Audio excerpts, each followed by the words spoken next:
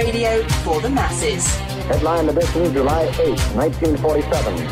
The Army Air Forces has announced that a flying disc has been found and is now in the possession of the Army. If the game is rigged, change the game.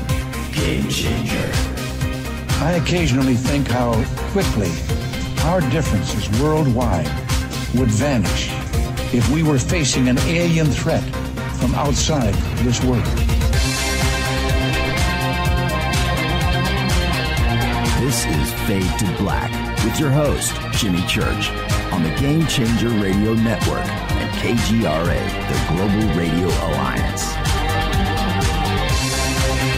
I need your help to get to the year 1985. You are listening to Fade to Black with Jimmy Church on the Game Changer Network.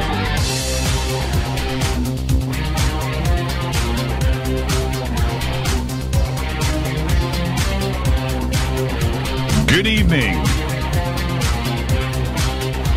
Fade to Black.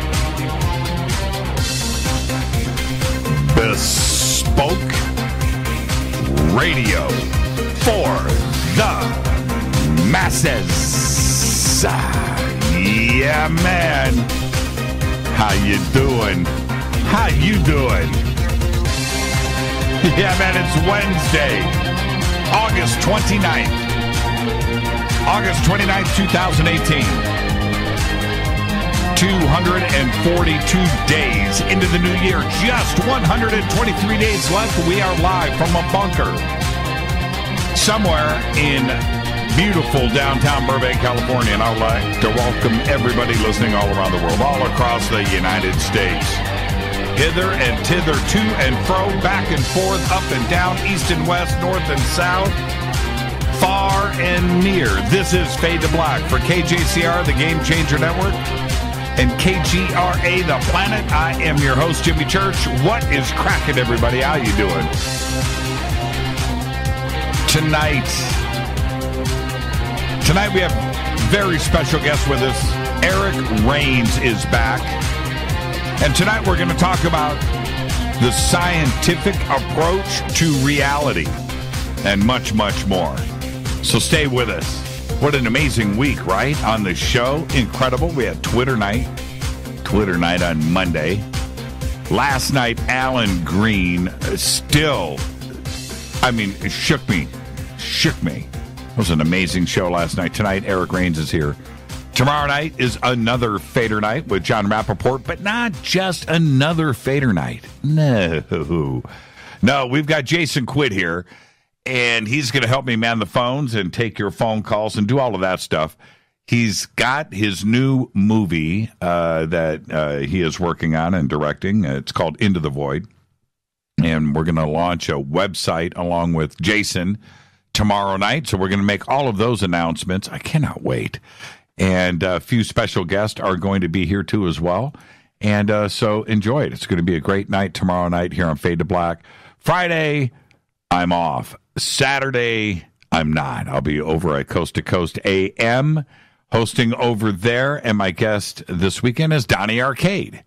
It's going to be great. So that's Coast to Coast on Saturday. Man.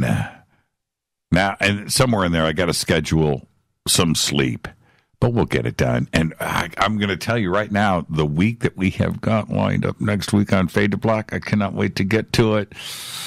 Oh, man. So, yeah. Oh, next week is going to be amazing. So there you go. All right. Open lines. John Rappaport will also be here tomorrow night with his No More Fake Newsroom Live. And today I posted, I mentioned this last night on the show, which is when I am in the zone down here in the bunker, when I'm in the zone and I'm writing and researching and checking things out, I get in the zone, and I'll work those things out. I get in the zone. And when I do that, what I guess OnStellar has opened up things for me where, because I'm spending so much time over at OnStellar, I'm not on Facebook at all anymore. is I take my show notes, I take my thoughts, and I post them over at OnStellar. Yeah, and it's kind of cool. It's like, it's a sneak preview of the show and where my head is at and what I'm thinking about. And so I did that today again over at OnStellar, onstellar.com, OnStellar.com. And if you're not a member over there, it's just a social media platform. That's what it is, social media platform. So head over there, and it's built for our community. The articles and the freedom of thought and the knowledge that is shared over there, it's just great. And you get to hang out and read what others are, but you get to make friends, but the research and everything that everybody else is posting, it is so varied and all over the place. There are so many different categories to write things in our community, and it's all there. OnStellar.com. So go over and do it. And if you're not registered, you can register. And when you do register and they get to the point where they're going to ask for a referral code, if you have one, just use my name. Just plug it in right there, Jimmy. It's very simple. And then send me a friend request after you upload your profile picture. Just get her done. OnStellar.com. You can also follow me on Twitter at JChurchRadio, Facebook, YouTube, blah, blah, blah. Everything is Jimmy Church and Fade to Black. And you can go and click on all those little buttons over there at JimmyChurchRadio.com. Follow, like, and subscribe. And it's really simple. The sandbox is hashtag F2B on Twitter. Okay. Now, that's all you got to do. Hashtag F2B. Join in the conversation over here in the sandbox. And we have 2 chat rooms. Of course, one over at KGRA The Planet and one over at Spreaker. Okay? Very simple. Whatever it is that you need to get your communication on, we've got it going, and it's all live in real time during the show. Okay? All right. Don't forget to subscribe to our podcast. We have over 900 archive shows, just $2 a month. Click on the banners at JimmyChurchRadio.com. And you can also become a Fade or Not in our membership section, and where you can get the Bunker Cam, which is live right now. Hello, everybody. And you can get commercial-free downloadable archives. Very cool. Play anytime you wish, whatever player you want to use. And if you want, you can get the Game Changer, where you will get those autograph shirts and hats and all of that fun stuff. And don't forget to visit all of our sponsors here. Life Change Tea, GetTheTea.com, River Moon Coffee, Ancient Life Oil, Sacred Skulls, New Mana Food Storage, and Bearing Optics. Let's get the show cracking. Check this out. Our dead guys' birthdays today are Michael Jackson, Richard Attenborough. Now, and Richard, what was it? A Bridge Too Far? Didn't he direct that, Richard Attenborough? I think so. But also today, Ingrid Bergman. Happy birthday. Also today, our dead guy's birthday. Are you ready? Robin Leach, who died last week on August 24th. Today is the 29th. Died 5 days ago. And Senator John McCain, who also died a few days ago. They died just a few hours apart and have the same birthday. Kind of weird, huh? That's why McCain's included in there, so I thought I'd do it. It's just very interesting. I was like, wow, that's nutty. Kind of a weird coinkydink. Robin Leach and Senator John McCain. Who would have thought that they would be connected like that? Why are you flashing up? Who is doing this? The pictures of this white Mustang. That thing is sweet. That is sweet. That's nice. Thank you, Mark. That is very cool. Love it. Didn't I post the other day my love for somebody asked me what my favorite car was of all time.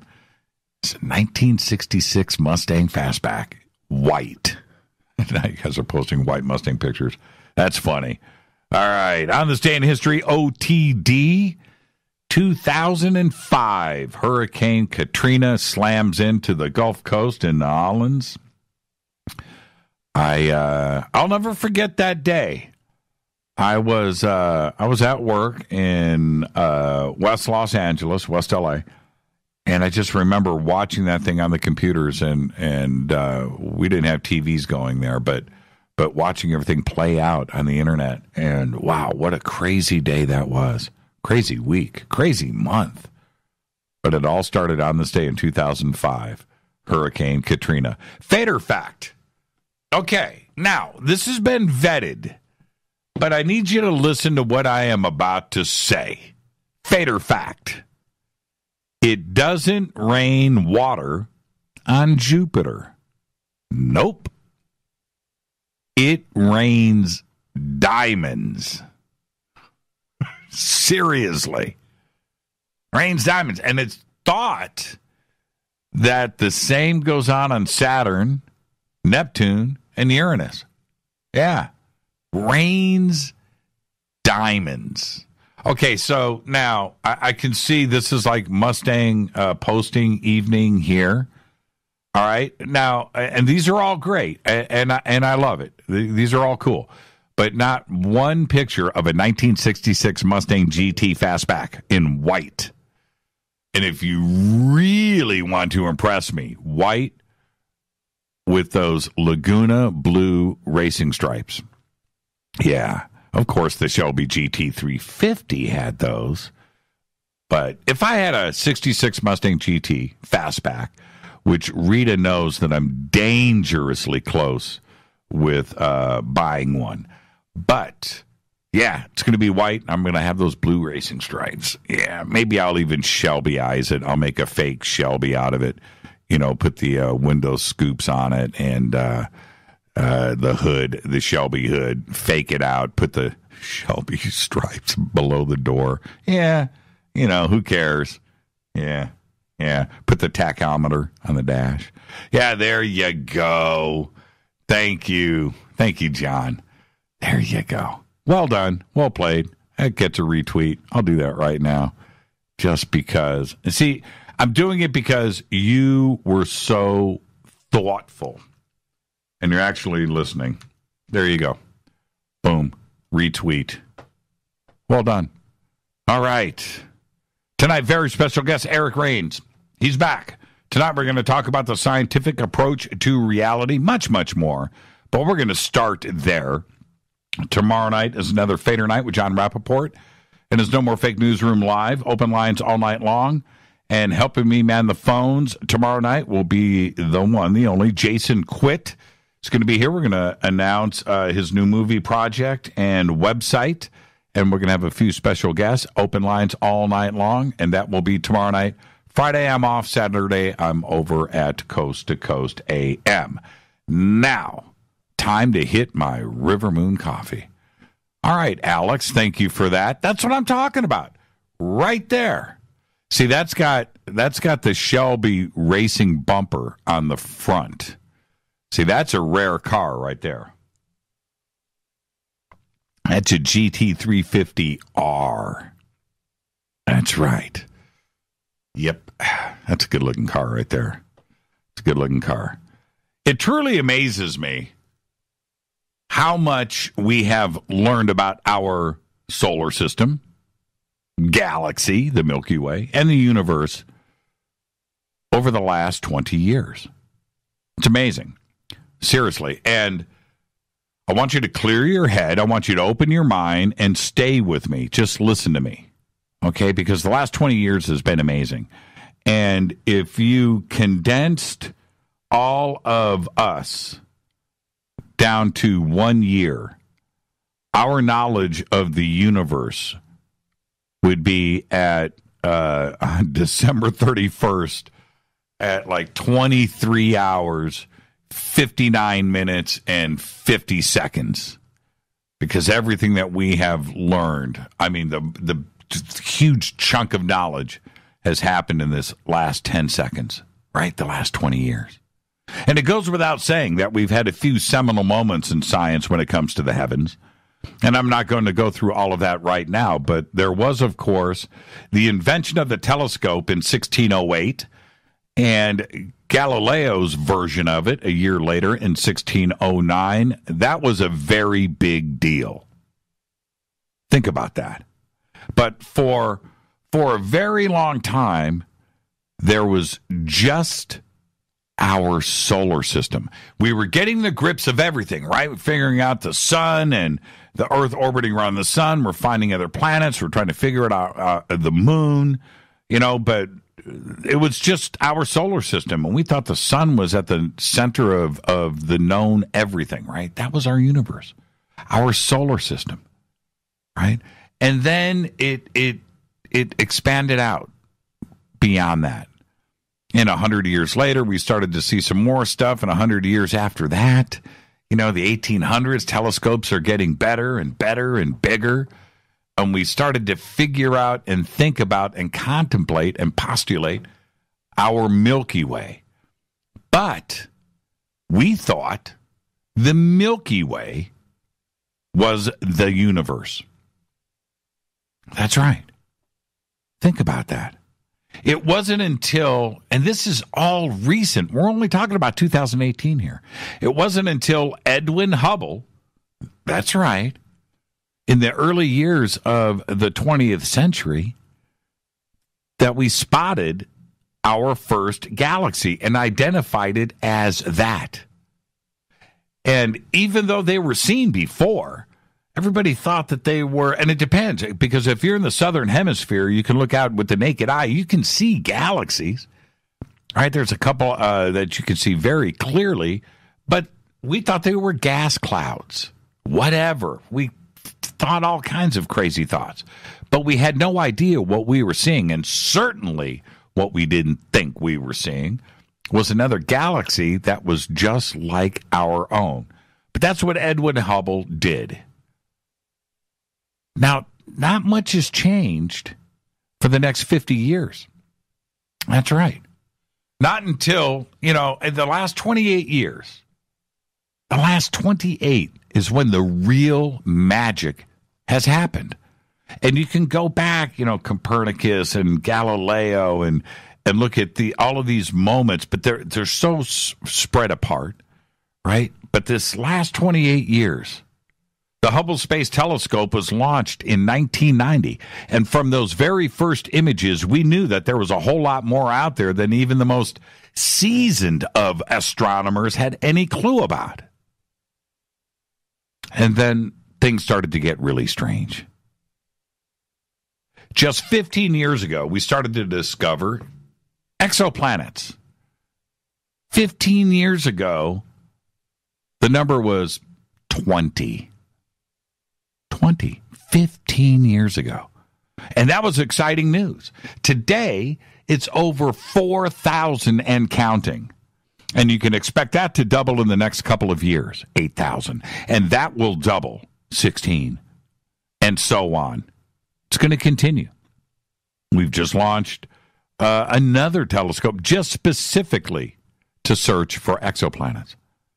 So we thought also, and this, just think about everything that I'm saying right now. We thought that the universe was slowing down as it expanded. And this theory was accepted for the last 40 years. And now we know it's the opposite. It's actually speeding up. That's right. Galaxies are spreading apart at a faster and faster rate, and we don't know why. Over the last few years, some pretty amazing details have surfaced, and we really don't know what's going on or what's causing it. We don't have any idea. We know, we can measure, we see what's going on. We don't know why. All of the technology, everything that we've got going on, computers and bright physicists and astrophysicists, theoretical astrophysicists, none of them agree. They don't know. And the first thing that we're trying to tackle right now is that gravity thing. We know about gravity. We have it here on Earth, and we deal with it every single day. No big deal there. And we also know that gravity keeps things in orbit around our sun. Again, no big deal. We know it, right? Couple that with our galaxy, the Milky Way, and we know that it, too, is held together with gravity, and it's rotating, right? Every 200 million years, full rotation. But it doesn't spin apart. Gravity's holding it together. We don't get it. We don't understand why. We don't. Today, this thing that is going on, galaxies are spreading apart at a faster and faster rate, but yet gravity inside of a galaxy is holding the galaxies together. We have two things going on. We have something pushing the galaxies apart and expanding the universe at a faster and faster rate. Our galaxies are held together. Our solar system is held together. Our planet right now, gravity, it sucks, right? Right? Nobody knows. Today, science is calling that force that is pushing the universe apart dark energy. It couldn't come up with anything better, but seriously, that's what they're calling it. But they don't have any idea what it is. They know that gravity sucks, and they know that dark energy doesn't. And that's all the professional scientists have got. And I'm not joking here. That's modern academics for you. The Hubble Space Telescope has also allowed us to start to calculate numbers like never before. This is all going on at the same time. And the last 28 years, it has just spun out of control. Every time we found a new galaxy with the Hubble Space Telescope, we found another one behind it, and another one behind that. On and on and on and on and on, to the point of pretty much everything that we thought were stars turned out to be another galaxy. And I'll put it to you this way. One star is, the number one. In that, we were counting them. 1, 2, 3, 4, 5, 6. We were counting stars. And we thought we had a grip on what was going on. And we were counting stars. Well, we had it wrong. Replace each one of those stars that we thought were stars, which are actually galaxies. Now we've got something crazy. Replace each star with a galaxy, which has between 1 billion and 500 billion stars or larger in each galaxy. And as you might imagine, the math is starting to go nuts. And today, the numbers are so friggin' gigantic that we can barely wrap our heads around it. Huge, big, gnarly numbers. And most of this knowledge has happened since 1990. It's crazy. With all of this comes some pretty serious issues, and we don't have the brain power right now to figure it all out. We don't. We don't have the ability to figure it out. We've got matter, we've got dark matter, we've got antimatter, we've got dark energy, we've got gravity and how it all works together. And it's something that nobody right now can agree on, mainly because, we're not out there. We can't collect it. We can't see it. We can't sample it. We don't know what it is. We can't test it. We can't even photograph it. Nothing. We just don't know. We don't know anything. But here's the best part. There isn't a scientist, a physicist, a skeptic, or anyone now who thinks we are alone in the universe. They can't say it. They can't think it. Right? They can't do it. They can't say that we're alone. The numbers are that huge. And that's what they know. The numbers are too big. In our galaxy alone, there are around 20 to 100 million planets that are like our Earth. Rocky, cool, the right temperature. They have a sun. We didn't know this 28 years ago. We just didn't. You need to wrap your head around that. It's a numbers game. Billions upon billions of galaxies, and each one of those with billions and billions and billions of stars. And each of those stars have planets. It's a numbers game. Each galaxy out there that we're finding every single day has the same things going on. And they all know this. Science is tripping. You need to really think about this. And if you go out, tonight, and you go out after the show, and you think about everything that I've just laid on you right now, and just go out and look up at the skies, just like Galileo did, Copernicus, right? Just go out and look up at the stars and think about the hugeness of everything that I just said. The numbers are insane. They're insane. And somewhere out there, and I can promise you, right now, there is somebody thinking those same exact thoughts. As you are thinking your thoughts, there is somebody out there thinking the exact same thing. In our galaxy, in our Milky Way, our planet Earth is 4 billion years old. Our sun is 4.5 billion years old. That's it. The oldest stars in our solar system are 10 billion years old. Right here in our Milky Way, 10 billion years old. So you have to stop and think to yourself, how many millions of civilizations have come and gone in our own Milky Way, right down the street from our big, beautiful planet? Right here. The numbers are extraordinary. It's truly a numbers game. And that's why science today, they get it, they understand. We are not alone in this universe. They know that. Nobody will say it anymore. They can't. Think about that. Go out and look at those stars tonight. I'm your host, Jimmy Church. This is Fade to Black. Our guest tonight is Eric Rains on the Game Changer Network and KGRA The Planet. Tonight we're going to talk about the science approach to reality. That's right. I'm your host, Jimmy Church. Follow me on Twitter at JChurchRadio. Email is jimmy@jimmychurchradio.com.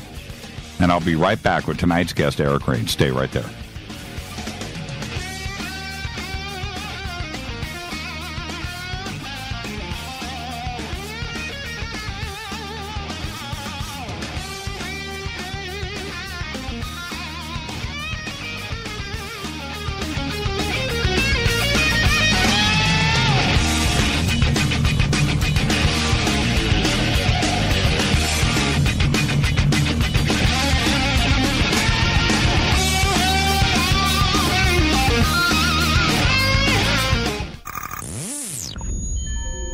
You're listening to Jimmy Church, Fade to Black.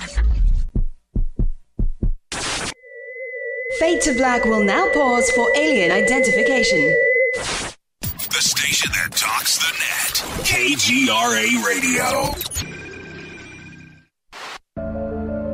When you take the beans from Central America with dashes of Indonesian and African mixed in and then roast it to the dark side of Fade to Black, you create the ultimate brew of fringe.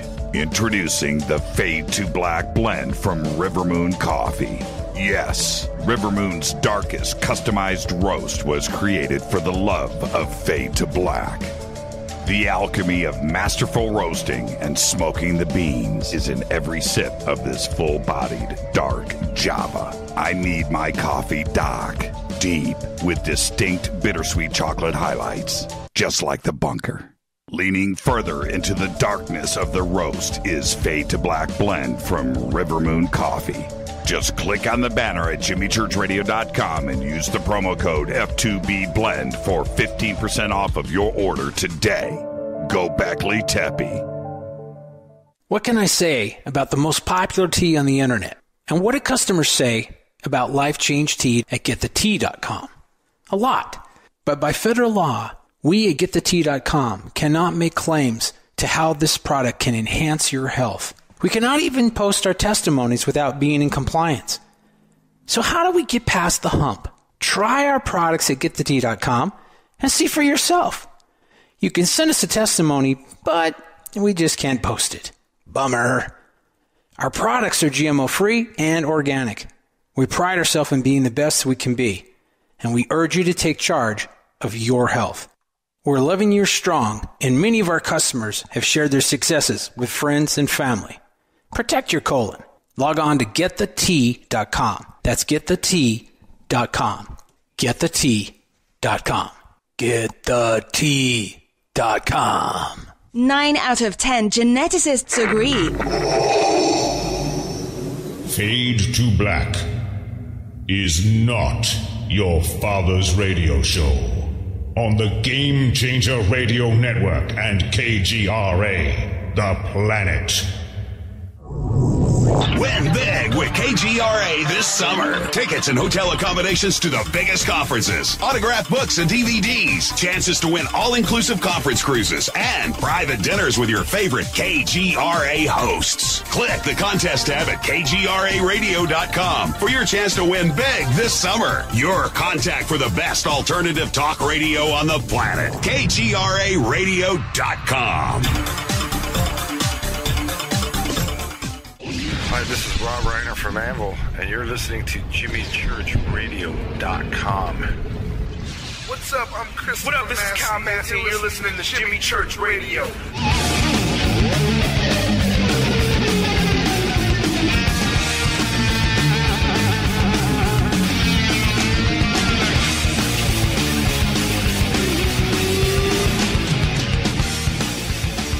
All right, welcome back. Fade to Black. I'm your host, Jimmy Church. Our guest tonight, Eric Rains.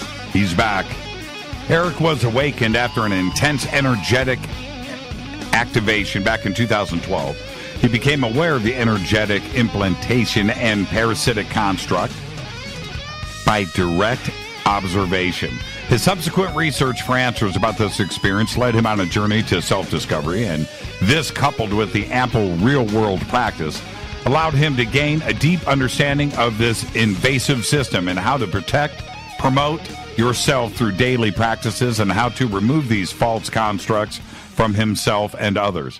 He currently implements energetic tools ranging from parasite implant removal, meridian clearing and balancing, crystalline organ rejuvenation, theta healing, soul fragment retrieval, remote lymphatic work, and golden light energy work. Physical-based practices such as quantum pause breathing, reverse breathing, self-lymphatic massage, cyclic stretching, of course, Qigong, and meditation are also used. And I've got to say, as far as a scientific approach, that is intense. He considers everything his duty, his life's purpose, and to share this information with the world to free all of humanity from the ravages of this system and to help create a world filled with love, community, and light. His website is unleashingnaturalhumanity.com. The links are over at jimmychurchradio.com. And I would like to welcome back to Fade to Black, Eric Rains. Eric, man, that is a mouthful. Yeah, it's definitely when it's laid out like that, it seems a lot more than it does in the real moment. That's for sure. Well, you know what was very interesting for me the first time that I was around you and I met you, and I was watching you work with different clients. I was observing, from afar, and I was watching you. But the reactions from those that you are doing this energy work with, because most of the time you're not touching them, but they know what you are doing. You know what? I'm not even explaining it right. But they know that something is going on with different parts of their body, but they can't see you doing it. Am I even explaining it right? They can't see you, right? Oh, yeah, definitely. Not only can they not see me, what they're having to do is bypass the 5 physical senses of sight, hearing, taste, touch, and smell, and go directly into the internal sensation and decode what I'm doing from in there. Because what I'm doing when I create these fields of energy and then I use them to clean out blockage inside of other people is I'm generating it myself, but it's the exact same frequency that other people use inside of their own soul, their vital life force essence. And what I'm doing is I've trained my body, I've trained my mind and my spirit until I can make incredibly strong fields, and then I use that to detect the blockage inside of them, and then I clean them out with that. So it's almost like I'm finding a level of hardness on the energetic level that most people can't even detect is there, and then I'm cleaning that out, and then what's happening is that the body is actually releasing on the muscle memory level, and the vagus nerve is calming out of fight or flight and into rest and relaxation. And so what they're feeling is an intense stimulation of the magnetic fields in that area, along with the increased blood flow, and as we move everything through, suddenly it releases. They don't have the emotional poison that's causing the physical damage, and everything feels great. Now, is this something that the ancients knew about? In that, without a doubt. Yeah, and we've just lost the appreciation of this type of work. The ancients knew about it, and today we've allowed ourselves to get away from that. Oh yeah, without a doubt.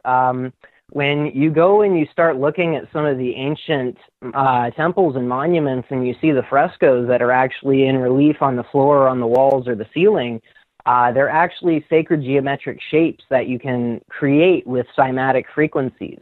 Cymatics is when you take a substrate such as water or sand or salt or any other type of particulate on that level or a liquid, and then you pump a frequency through it. And as you increase the frequency, it actually creates incredible shapes and geometries with the substrate of the sand or the water.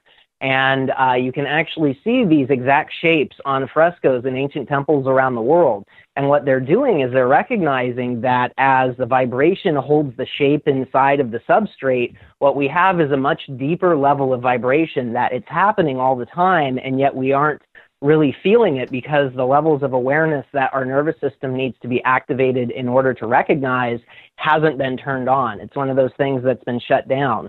And so what they were doing is they were using this knowledge of the vibration within themselves to create fields of resonance to literally enlighten and send themselves through an ascension process, them and the people around them. And it was a whole concerted group effort, and this is when we had free access to the goddess energies on the planet before everything kind of got shut down and we got lost in the dark and had to kind of find our way back. Who does your energy work? Do you do it on yourself?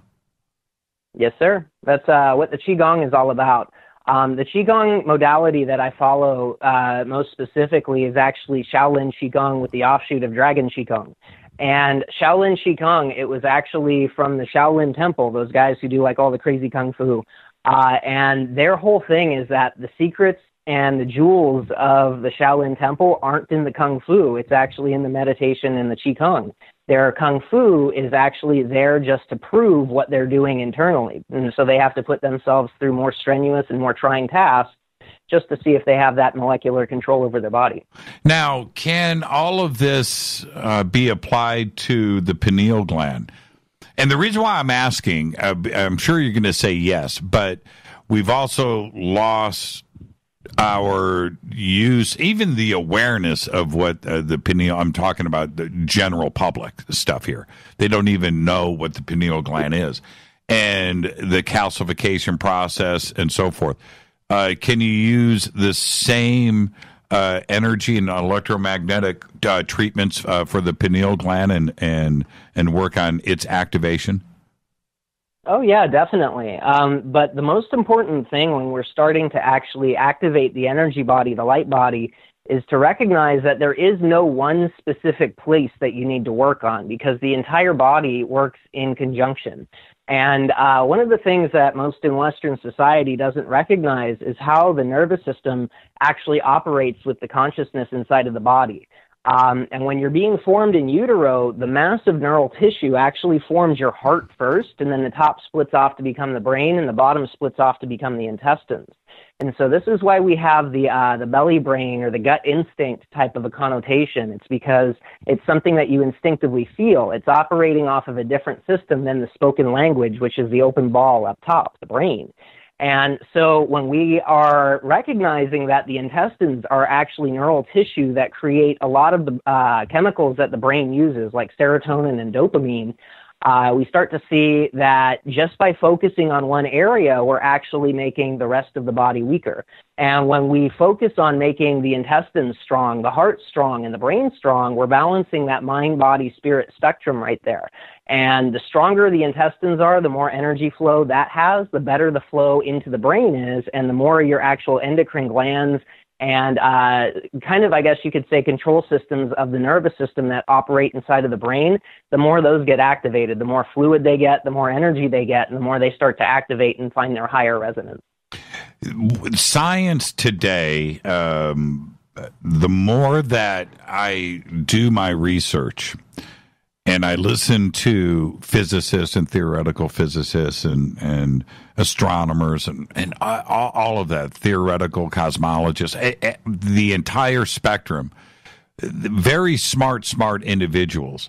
And they will talk about the math and the science and gravity and the universe and the Big Bang, and they'll talk about all of that stuff. But I hear them more and more talking about consciousness and energies and where the soul goes, in combination with some of these fantastical theories behind string theory or anything else when it comes to physics. Is science starting to now overlap with your work? Is it helping you move along? Oh, most definitely. I really enjoy the convolutions of quantum theory, quantum reality. As more and more experiments come out trying to explain the way the molecular structure of our reality works, the more confused they're getting and the less that it's actually making sense. That's right. But when you come from a conscious perspective, when you understand the conscious role inside of this quantum mechanic universe, it all starts to make sense, and like the double slit theory is hands down one of my favorites to actually point people to. This one was done a while ago. It was I believe in the 50s or the 60s. And what they did is they were trying to figure out whether light is a particle or a wave. And so they had two slits inside of the material that they were shooting photons, light particles through. And they were recording it to see if it acted as a particle or a wave. And every time that they recorded it, it was acting as both. And so they would not record it, and then they would see the effects. Either it shot through one or it shot through both. It would act as a particle or a wave. But as soon as they observed it, it would change it, and it would actually do both of them at the same time. So it was changing the substructure of reality.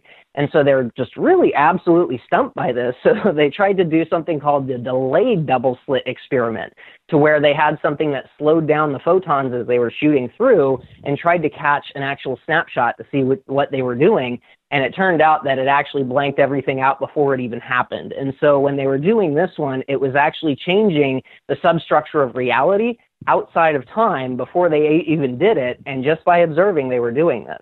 And so when you start looking at just by observation, which is a passive energy inside of the body, we start to see where things along the lines of like faith or fanaticism or, something where you're deeply involved inside of a movement or an idea or an energy. And we can start to see how you can create reality around you when you get really tuned in on that type of a level.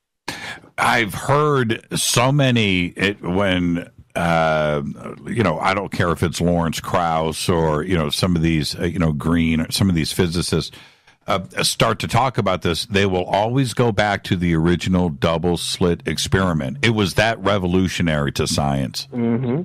Yeah. It's, and for me, like I said, to have these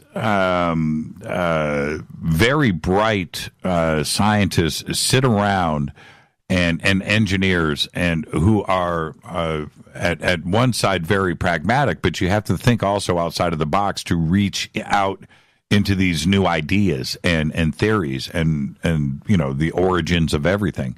And today It's consciousness that they're talking about. It's the soul that they are talking about, and where it goes and how that is involved with everything else. And it wasn't supposed to be that way. It's like science and religion are combining, or spirituality. Yes. I believe it was Tesla who actually said that as soon as we start studying the invisible phenomenon associated with conscious in a scientific approach, we will advance our technology over 1,000 years, like instantly overnight. And that's what we're seeing right now. You know, you hear about the transhumanist agenda where they're trying to, download consciousness into the machine. You know, you hear about all these different conscious experiments with people trying to reach different levels of ecstasis, and how, before it used to be like the extreme level of adrenaline jump, jumping out of airplanes, or extreme skiing downhill that used to create these levels of ecstasis, this feeling of being so in the now that there is nothing else. And this is what we are supposed to be operating on, is this body-brain mentality, not just stuck inside of the conscious thinking thought that's inside of English, inside of the head, but actually feeling entirely throughout the entire nervous system instead of just being isolated in the head. And as we do this, we're starting to open up those different levels of ecstasis that, those extreme adrenaline junkies chase, because what they're finding is that extreme peace inside of the chaos. And that is literally opening up the belly brain. It's causing you to be so completely now that there is nothing else. And you'll find inside of those states that spoken word actually completely and totally falls away, because you aren't operating on that anymore. You're operating off of instinct, impulse, emotion, sensation. And as science and technology start to really focus on the invisible aspect, the soul aspect, the consciousness aspect, what we're finding is that we're unlocking different levels of being. We're unlocking different levels of existing inside of reality. And what's really amazing is that we have scientific proof to back this up, and the changes that occur inside of the body when you shift into different states of nowness. How is it that nature knows this? Nature understands the quantum state, right? Locality and entanglement and parallel worlds, right? Nature understands this. We are getting closer to it, but it just may be that this is the way things are, right? And oh yeah. Not only is this the way things are, the only thing that gets in the way from us understanding reality in the way that nature does is that we overthink it. That's literally it. Like, human thought is so slow compared to what is capable, what is possible. And when you are stuck thinking inside of words, you could have a whole entire PhD thesis worth of information come alive instantly inside of you, and yet it takes you almost 10 years to decode it and put it out onto paper.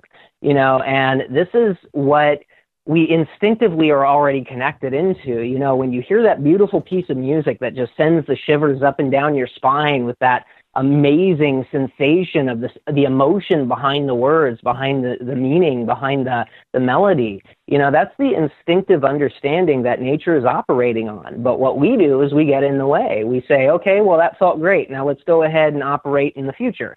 We have to do this, we have to do that, we have to do this. Oh, but what about the past? I completely forgot to do that. What about this? I have to get that done. And so all of a sudden we're inside of our mental dance that is outside of now, and it's in this literally an umbrella that's up above the entirety of everything. It's not even the tip of the iceberg. It's like the shell around the tip of the iceberg. And this is why we don't understand the way that nature does. It's because our gut instinct is completely and totally overridden by the logical thinking temperance, where we're supposed to actually have a balance in between the gut instinct and the logical thinking centers by going into the heart. That's the balance between the logical thinking mind and the gut instinct. I had made some comments at the opening of the show tonight when we're talking about science and what we have learned so much, especially in the last 20 years, the last 30 years, a tremendous leap forward. And what we have found out is how much we don't know, too, as well, because now We know what matter is, but now we're dealing with antimatter. We're dealing with dark matter. We're dealing with dark energy. We've got gravity, and how everything works together. We have gravity at the atomic level and what is holding atoms together. We have gravity on this planet. We have gravity with the moon. We have gravity with the sun and the solar system, and and on and how it unfolds, and then all of the energy forces that are inside of each one of those, pushing things apart and pulling them back together, and keeping things running in this universe. It's a fascinating thing, but we don't know how any of it works. But yet you can go. We don't know. We don't even know what dark energy is, but we know something is pushing the universe apart, right? We don't know. We don't have a clue.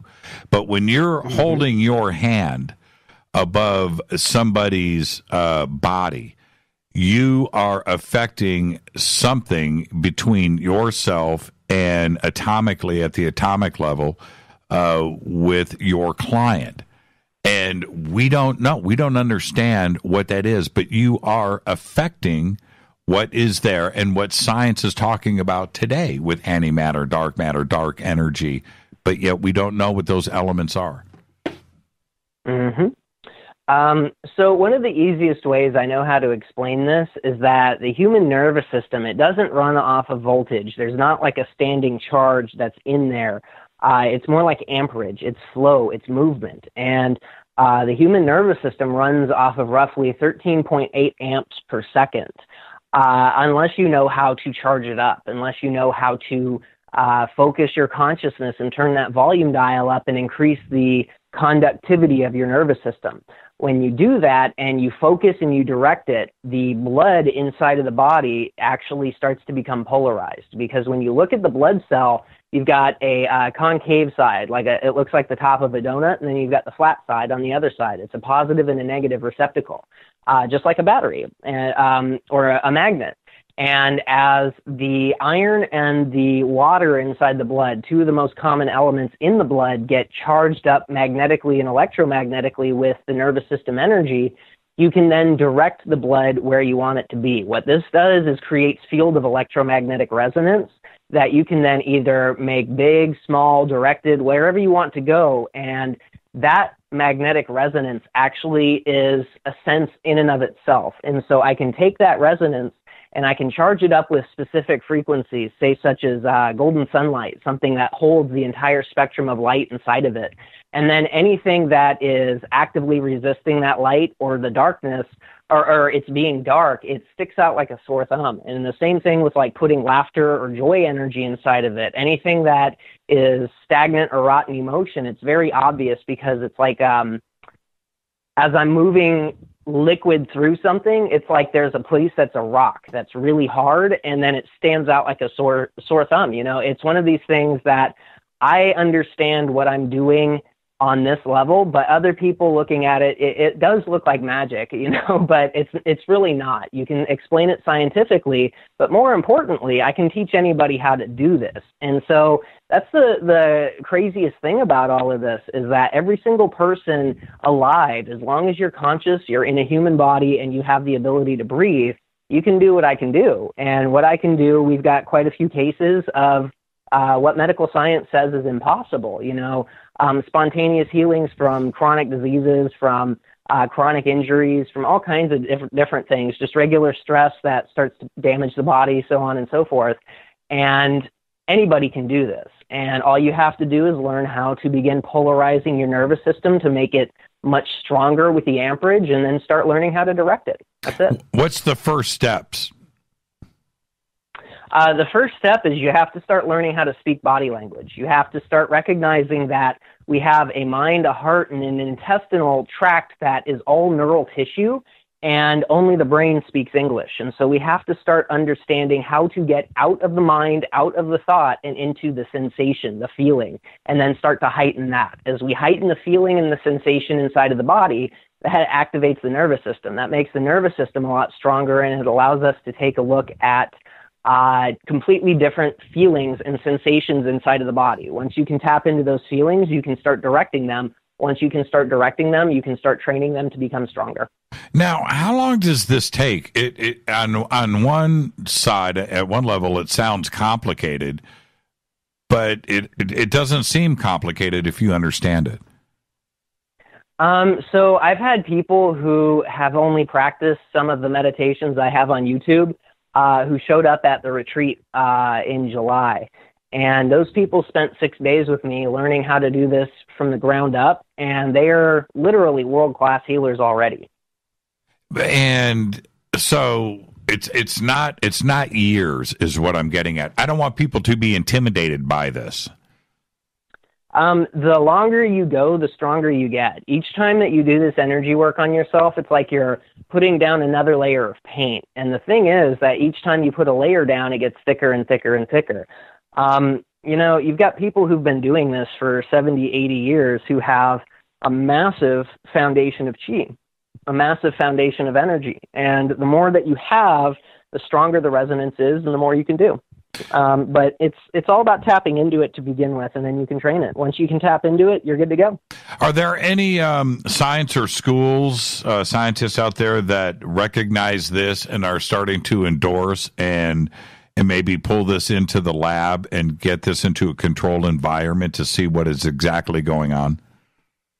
So if you know of any, I would absolutely love for you to give me their information, because that's the next level that I'm trying to do, is go in and do a session on somebody who's hooked up to a bunch of machines so that we can actually see the effects that are happening inside the body. Yeah, it's got to be the next step. I mean, yeah, that's where we're going next. Are there any universities out there that are looking into this? Honestly, I have no idea. I would expect that as, there's a whole bunch of schools and schools of thought over in the Eastern world that are already in alignment with this.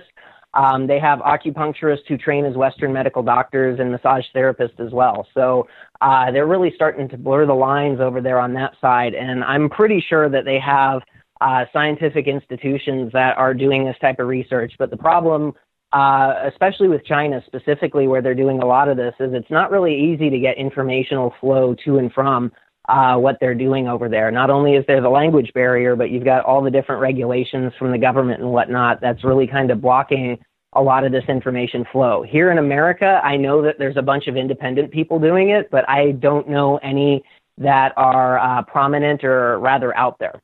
Yeah, exactly. Let's take a break right here, Eric, and we'll be right back. We'll pick up where we are leaving off right now. This is Fade to Black. I'm your host, Jimmy Church.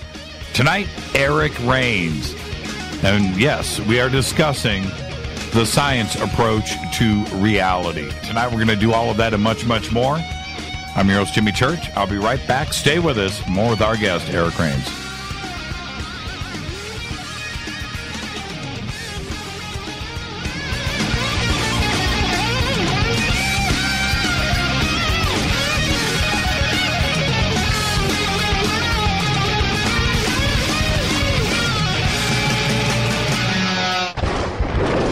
This is Fade to Black with Jimmy Church on the Game Changer Radio Network and KGRA, the Global Radio Alliance.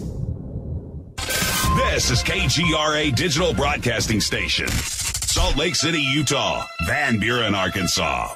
Does your basement or crawl space have a damp, musty smell? Well, watch out. That's a sign of too much moisture and not enough ventilation. And that can mean increased mold growth and the buildup of harmful toxins and gases. Don't bother with a dehumidifier. It just circulates the same unhealthy air. Now there's a better way to remove these dangers and odors. It's with the computerized Wave Moisture Control Unit that reduces moisture and expels pollutants. We replaced our old dehumidifier with the Wave unit, and in only 3 weeks, our basement is dry and the musty smell is gone. Wave units require no maintenance, no buckets of water or filters, and costs only pennies a day to run. Breathe better, live healthier with an affordable, no-maintenance Wave unit. Call 888-717-WAVE, 888-717-WAVE, or visit dryhealthyhome.com. Dryhealthyhome.com. Ride the wave. Wave Home Solutions for a healthy, comfortable home. Hello, I'm Katie, and you're listening to my main man, Jimmy Church, on JimmyChurchRadio.com. I Hi, this is Ray Hobbs here, repping the planet, and you're listening to my good friend, Jimmy Church, Fade to Black, on the Game Changer Network and the KGRA digital broadcast station. This is Toby Kebbell.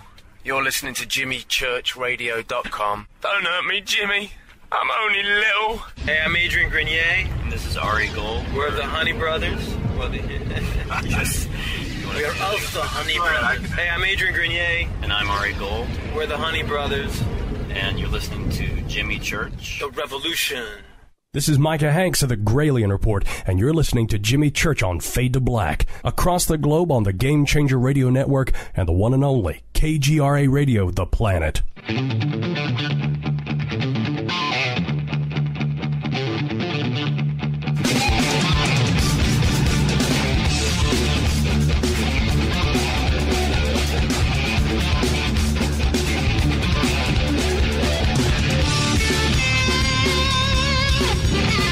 All right, welcome back. Fade to Black.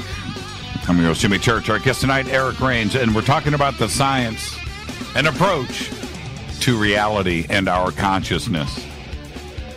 Amazing conversation so far. And before we move forward, Eric, I got this in Twitter from Nurse Nancy, and she says, is Eric talking about opening up the heart chakra center, which is huge now because it's directly connected to our third chakra, and having a mind melt with your third eye, creating a higher vibration field, which creates a new complex energy flow that connects us to our light body and transforming our DNA?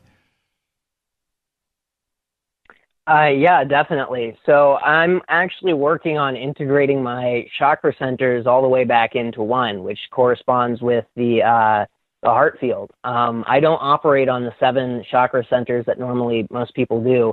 I've actually integrated back into the head, the heart, and the intestines. So I have the upper, the lower, or the upper, the middle, and then the lower dantians. And those don't have color. What they are is they shine like golden suns. They have the entire electromagnetic spectrum. And it was actually the heart space that initially caused my activation to begin with. As I was bringing the chi open into that area and I was moving it through and bringing more and more levels of light and joy and emotion into it, that's what caught that spark and that resonance, and that's what blew me wide open to begin with. And that initial activation is what made me aware of this whole entire system to begin with. And so I've been kind of reverse engineering everything that I did from that point, and I've been going back to it and figuring out things that I didn't do so well and refining that and just kind of logging my process as I go along. That way I can kind of repeat it for other people. Explain to me, when you say the entire electromagnetic spectrum, we only see a very thin slice of that. Yeah, so I thought it was just 1.7%, but it turns out it's actually a lot smaller than that. It's 0.00335% of the entire electromagnetic spectrum, meaning that if we had a stack of papers that was 2,100 feet high, the visible light spectrum that we actually see inside of would be about the width of one of those sheets of paper. Right. And so when we look at the world around us and we see these 7 colors, that everything that we believe is the entirety, it's a fraction of a fraction of a fraction of a fraction. And this is one of the reasons why there's so much lack of awareness to the energies that we're connected into, because we only have access to that tiny, tiny fraction of what there truly is, when there's so much more. And so the energy centers that I use, the energy work that I use, it's full spectrum energy. We're using 100%, not that 0.0035. And it's really easy to do that just with, golden sunlight. And there's other spectrums outside of the golden sunlight that once you start using that frequency and that magnitude of energy, it starts making itself known to you, like color that doesn't have color without frequency or vibration, sound type energy, or colors that don't exist unless they have movement or angle. And, those are a really hard thing to kind of conceptualize in a 3D understanding of the tactile, touch, hearing, taste, smell, and, feeling sensation around you. But when you are feeling your energy as a field, something that's almost liquid that you can direct, these sensations become much more intense and much more concentrated, to the point that you know what's going on. You know, it's like you can feel it. You don't have to see it. You feel so intensely that you know it's there, and you know the exact size, shape, weight, height, color, and background of the whole entire energy, because it decodes itself. That's just kind of how this all works. Like, your body knows literally everything. All you have to do is get out of the way, stop thinking about it, start feeling it, and learn what those feelings mean, and then start translating them in the real time. Well, help me understand what you're explaining here, because for those, myself included, as we hear this, it's very hard to wrap your head around the idea of, once you get out of that certain spectrum that we can see, right, that is evident to our world around us, that there's actually quite possibly stuff there that we don't see. And it's very hard to understand.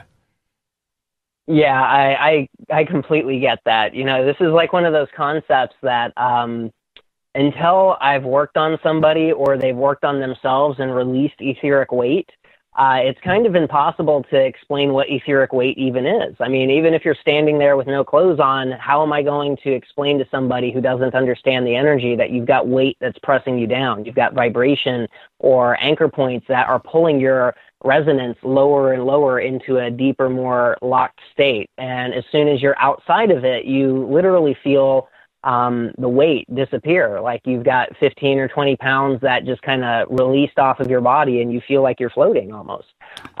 This is one of those same types of concepts right here that you have to really experience it.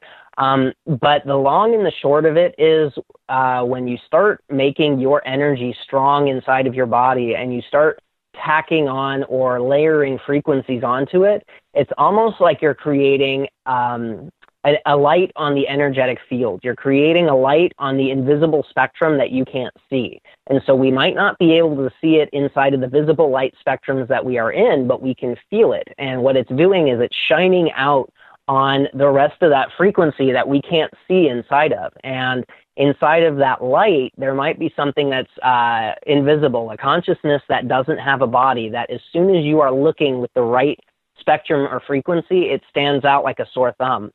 This is that darkness that I was talking about. As soon as you start creating fields of magnetic resonance that you tune into with brilliant golden sunlight, and you shine that out, anything that's resisting the light becomes very, very obvious. It stands out like a sore thumb. It's literally like the darkest of dark things that's, you know, outlined on a white wall with spotlights all around it.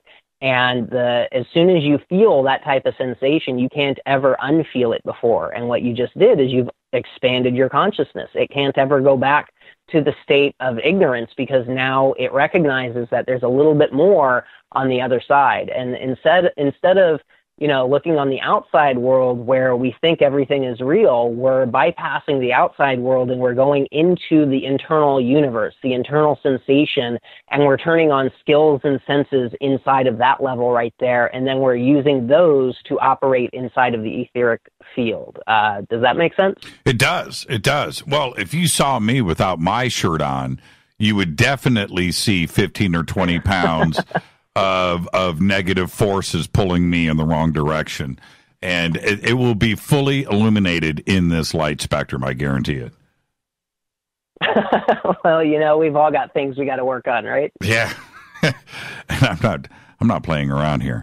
But see, and this is what I find most interesting with this, is that there are things right now that are affecting us globally. Every person on this planet right now seems to be affected. And I don't know if it's going down to the DNA level. I was talking about this last night on the show. I don't know if something's been activated. I don't know if there's some kind of parasitic thing that is going on. But we can look around and see the chaos on this planet, and there's something that has been activated. We can feel the changes. Oh, most definitely. What you're talking about right now, the energies that are not only activating the levels of dormant DNA inside of the physical flesh suits of the human populace. Right. We're also dealing with all kinds of different things. Like right now, we're watching a closing to a whole bunch of different cycles, smaller cycles that tune into bigger cycles, that tune into bigger cycles, that tune into bigger cycles. And we're watching that balance. It shifted in 2012, December 21st, 2012. We went back to the 0 point to where the dark had dominance over the collective consciousness. And that tipping point, December 21st, 2012, that was where we hit that exact 50-50 mark. And what we've been doing is watching the light quotient starting to gain dominance. And it started off really slow, but right now, as it's gaining traction, more and more is pulling up to the surface that can't stay hidden. And the problem with going through a dark night of the soul on the collective level is that we can't really hide from any of the nasty stuff that has been happening underneath the surface. Those skeletons in the closet have to come up. They have to be exposed. They have to be understood. And then we, as a species, decide that we never want to see that again. And then we move forward. And it looks definitely really painful on the surface level, but, so does a birth. And that's kind of what's happening right now is we're beginning to watch the labor of the golden age actually beginning to intensify. Those contractions are hitting the level, everything's dilated, and it's time to push. And it's not a fun process. It's not a very pretty process, but it's a miracle. It's beautiful because what is born out of this labor, this intensive pain right now is so much more than what the current status quo is. And, there's so much doom and gloom about, and yeah, there are a lot of scary things that are happening on the planet right now, but that's all out there on the surface level to distract you from the sensation of what's truly happening. Because when you let go of all surface thought and you go into the breath and you truly feel what I'm about to say, there's always a response. When what we're coming into is so far beyond what even the most magnificent prophecies could ever even touch. Those of us in the know who know what's coming, even us, are going to be just absolutely flabbergasted and blown away by the golden age that stretches out before us. And each and every single one of us has a very important part to play inside of this. And when you hear these words, when you feel that energy, there's a tingle, there's a movement, there's a stirring, because that's the body language. That's the language underneath the surface. And that's what we need to start going back to, because we already know. We already know what's true. We already know what's right. Nobody wants to be in pain. Nobody wants to be hurting. Everybody wants to be joyous and happy and growing and comfortable with existence and thriving instead of just surviving. And yet we're finding that most of our roadblocks actually stem from us. And that's the mental level that's getting in the way right there. And if we completely and totally ignore every single word that is happening inside of our mind and we go completely with the feeling, that's instant enlightenment right there. Over the last 3 to 6 months, I have been getting email about, the dark night and the dark soul and finding yourself and what is that moment. And this started for me about 6 months ago. And I've been watching these posts in social media.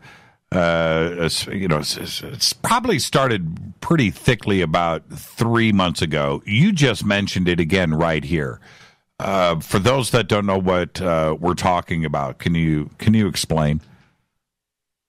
So a dark night of the soul is a process that happens when a soul comes in from a place that is not this earth. This earth, the indigenous people, the indigenous populace here have been really kind of shut down and traumatized to the point that they're just kind of hanging out. They're not really growing on an evolutionary pattern. And the grid within the grid, the wheels within the wheels, the way that everything works, this literally shut down the progress of the local galaxy. And that shut down the progress of the entire galaxy, which shut down the progress of the universe. It's really a massive system that's happening right here. And what happened was, from the other side, we all recognize that there's a major issue right here, and we need to go in and fix this. And so what we did, knowing that we weren't going to be able to remember anything, we came in here with the codes of the light in which we came from. And as we dropped into these systems and we didn't understand anything and we became a part of this system with the amnesia that we were born under, we literally became the darkness. We started to not just be damaged by it, but we started to create it as well. And we became an integral part of this system, so that when we were inside of the system long enough and got fed up with it and recognized how out of natural sorts it is, what happens is all that darkness that we then created, we have to then deal with. We have to own it. We have to look it right in the face and recognize that, yes, the trauma most of the time came from the outside, but we're the ones who indulged in those emotions and those sensations and those predatory aspects and those dark fantasies. And so as the dark night of the soul starts to happen, you find a person who was shut down, who was numb, who was just operating inside of these, I guess you could say knee-jerk reactions that create these dark resonances. And as they start to recognize that they don't like feeling that way and they start stretching for more, what happens is all these things come up to the surface, and it's not really a pretty picture. It's not a very pleasant process, because suddenly you're having to look at everything that you've ever done, everything that you've ever noticed, all the things in the world around you that are not okay, and suddenly they're coming through you on a level that is much more sensitive. It's almost like the body language level was only able to hold the weight so long before it broke, and now you're flushing through on that body language level, and you're feeling all that darkness that was then created. More often than not, what happens with this is people start to recognize, as they go in and do forgiveness work and start to clear out the traumas that has happened to them that they created in other people and in themselves, they notice that the damage from those emotional poisons actually start to reverse. And so this shows up as thought loop cycles starting to clean themselves out, and so that you don't have such a nasty inner self voice that's always criticizing. Physical blockage inside the body, blood flow that isn't moving, that's stagnant and rotten because of the energy, starts to flow through, and physical damage starts to reverse, pain goes away. And so oftentimes what people call this is a Kundalini awakening, because now they're starting to step back into their natural state, but they didn't realize how damaged and far away from that natural state they were. They're not a luminous body of light. They're stuck inside the flesh, and they're really dark inside the vibrational scale. And so now they have to clean everything one by one by one, all the way up until the point that they don't have anything obvious on the surface that needs to be cleaned out. And then they can start a process of self-activating, of finding the resonances of joy, of happiness, of hope, of fulfillment, and starting to really find what makes those and really dedicate their lives towards those passions. And what we're seeing here on a massive level is that the entire planet is doing this right now. We're having so much coming up to the surface, so much darkness, so much misbehavior that was away from the natural order of what is correct, what is true, and what feels good is starting to really pull up to the surface right now. And so we're seeing, like with, the deep state takedown, this is something that's been in the works for, it's not just the past 50 or 60 years. This is millennia that this has been happening. It was an entire zodiac cycle that we're watching everything building up. It's the big cycle shifting into the smaller cycles and the smaller cycles until you down into the individual cycle of one lifetime. And as we individually clean out these dark energies and resonances inside of us, which cause literal physical damage, not just inside of our bodies, but the reality around us, it's starting to affect the collective consciousness. The collective consciousness is now having a doorway of empathy, of compassion, of feeling need for forgiveness that's starting to open up, and it's starting to just dump out everything that was hidden inside of the closet. And so as we are starting to clean ourselves out, we're noticing the darkness rising up in the world around us. And so once we have done the inner work, we can recognize how to take that inner work and translate it to the outside and begin doing the outer work. And so instead of individual dark nights of the soul, we're going through a collective to where there's going to be just a lot of confusion. There's going to be a lot of rampant fear and just all kinds of different things that are coming out. But our job is to hold still and stick to the resonance of what is true. We're the anchors. We are the focal points of light. And as this world of darkness begins to dissolve and the apocalypse really begins to unveil everything that has been hidden and occulted from us, what's going to happen is that we're going to see the world destabilizing into a state of nobody really knowing what to do. And it's in this state, that's when the body language, the resonance of being able to speak on this level is going to start actually permeating the collective consciousness. Because instead of being this stuck, anchored point of non-movement and program, it's going to be free-floating. It's going to, instead of being, having all of its comfortabilities and securities and anchor points, it's not going to have any of that. And suddenly the collective is going to have to decide where is the best way to head. And instead of being fettered with all of these different programs and collusions that are happening underneath the surface and on the surface, we're going to be able to kind of point our eyes towards the place where it's the brightest, and as a collective start moving in that direction. Does that explain it? It does. And before those out there are thinking, okay, we're getting a little bit too new agey here, right? This is going a step too far.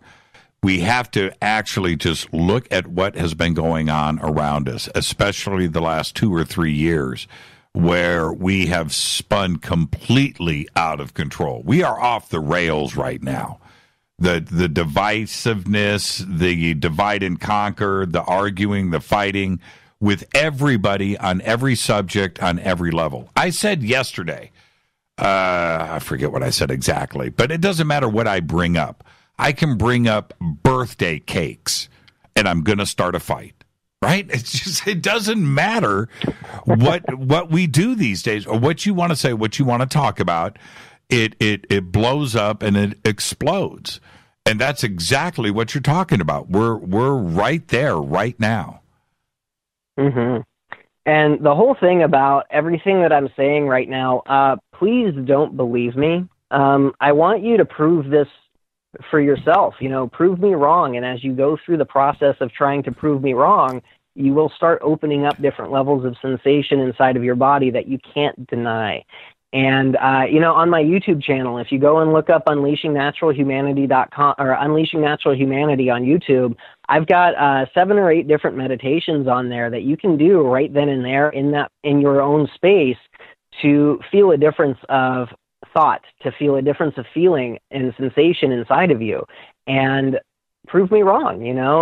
Don't argue, don't get upset, just try to prove me wrong. And I guarantee you that there is a world out there that most have no idea is real, and then we have to start looking at the results. I have worked on probably 5,000 plus people to date, and some of the things that have been stemming from this energy work is nothing short of miraculous. There are things that are popping up that medical science says is absolutely impossible, and yet we're doing it here.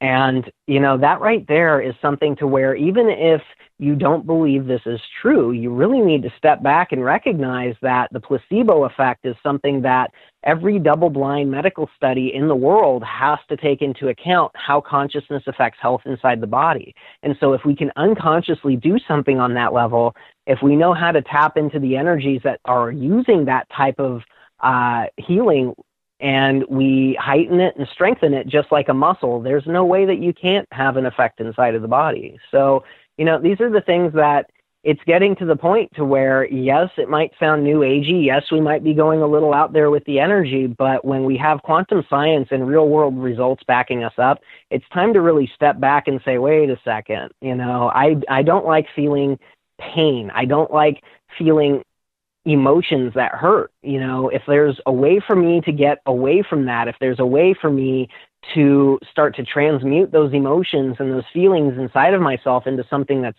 good, something that feels healthy and powerful, it's up to me to look into this and to really step up for my own health.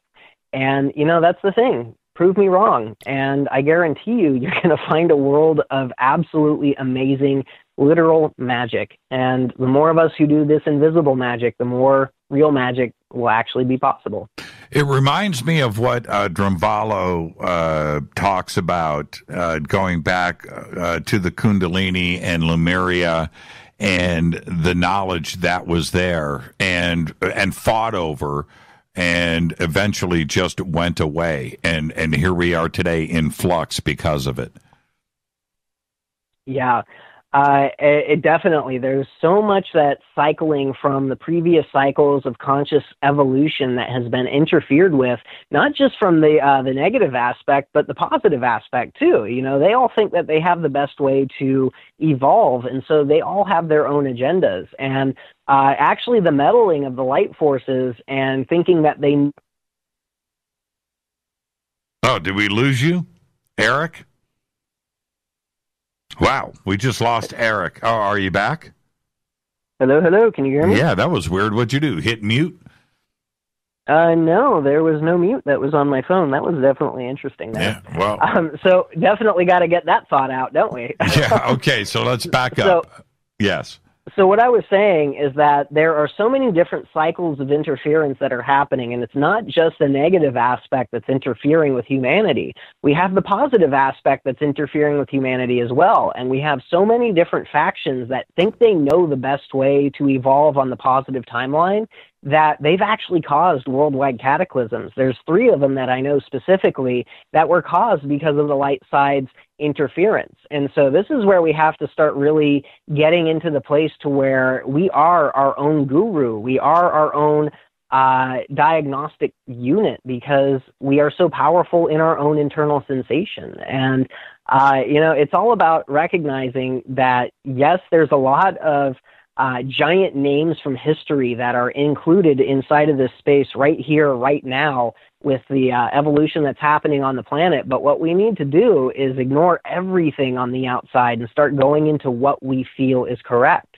And every time I feel myself in that space, I feel nothing but generosity and benevolence for humanity. And I want to see humanity rise up into this place of energetic coherence and awareness to where we can, as a collective, step up into this place. Because the reality that we're creating around us, when we see these double slit experiments and these the implications that arise from conscious interaction inside of reality, we start to recognize how powerful we are in our individual state. But when we interact with each other, when we come as a group with this training, with this power of knowledge, we literally create a fulcrum inside of the collective, and it starts to tip, and it doesn't have a choice. And everybody, they're talking about the rapture or the golden age of man or the event or whatever this energetic flash might be that is going to create a 5th dimensional planet. It's not something that is happening to us. It is something that we are actively tapping into inside of ourselves. And as we bring this energy forward from ourselves, it connects in a coherent field across the planet. And the more people who are inside of that field start to tap into it, the stronger it gets, until one moment, one day, all of a sudden there's a massive shift, and we're all a part of it. The question is, how far are we going to go until we unravel? How much of this darkness that we're going through right now do we have to endure for all of that? And then we'll discuss that. But, of course, when we come back, we're going to talk about these different levels of consciousness. We're going to do all of that tonight with our guest, Eric Rains. I'm your host, Jimmy Church. This is Fade to Black. Stay with us.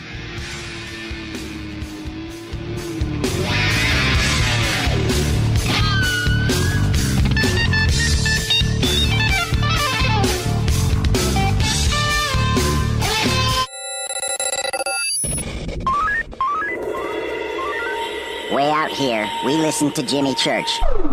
You're listening to Fade to Black. Always on the edge of the hottest alternative talk. Jimmy Church with Fade to Black. KGRARadio.com. ¿Qué tal, mis amigos? Yo soy Mario Carson, el tiburón, y los invito para que escuchen a mi buen amigo Jimmy Church Radio. ¡Claro que sí!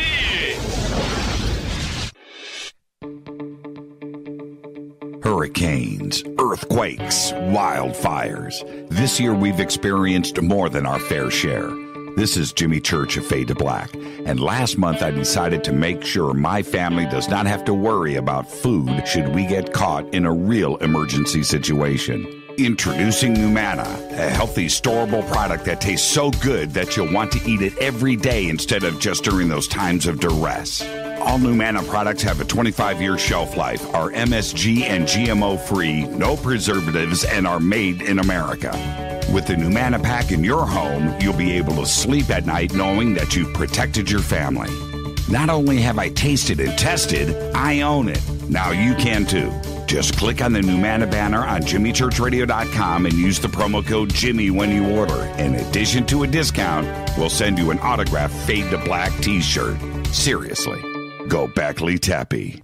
Do you worry a lot? Whether you're a college student, busy professional, parent, or grandparent, ongoing stress and elevated levels of the stress hormone cortisol can rob your memory, your health, and your future. Now you can combat the effects of stress and anxiety while improving your memory and recall at the same time with the dietary supplement Calm and Clever. Studies show that the ingredients in Calm and Clever reduce cortisol by as much as 30% in 1 to 2 weeks. Call 1-800-758-8746 or calmandclever.com. You listen to us, and we listen to you. And so does the CIA. KGRARadio.com. You are listening to Fade to Black with Jimmy Church on the Game Changer Network. Oi, oi, I'm Reese Evans. You're listening to Jimmy Church. This is Revolution. The revolution will not be televised. The revolution is on radio. Ciao.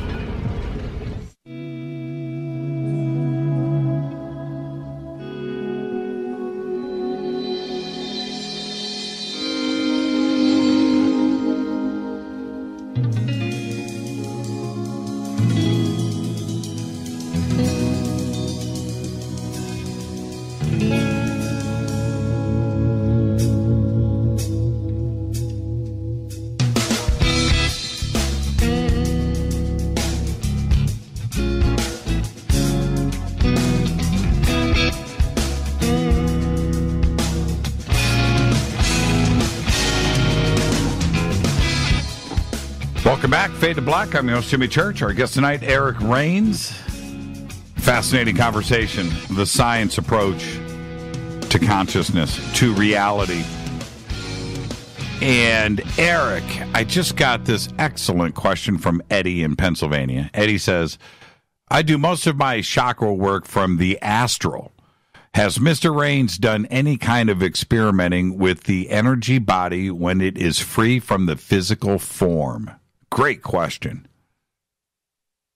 Yeah, that's actually one of the different modalities that I use. So when I pull myself out of my body, what I'm doing is I'm pretty much taking my consciousness and my focus and I'm supercharging it into one specific area, and then I'm pulling that out of myself. And so if I were to open up my astral eyes inside of that orb, I would be able to see from it. But more often than not, I just go as a field of energy, and I can go multiple places with this. I can go anywhere on the planet with it, but it's much more comprehensive than that. I can go into the central sun directly, and then I can channel energy directly from that place into clients that I'm working on specifically on that level. And it's really fun to work on yourself on this level too, because you'll pop out of the body and then you'll turn around and you'll see yourself just like you would see somebody that you were remotely tuning into. And then it gives you kind of an outside perspective, and it makes healing a lot more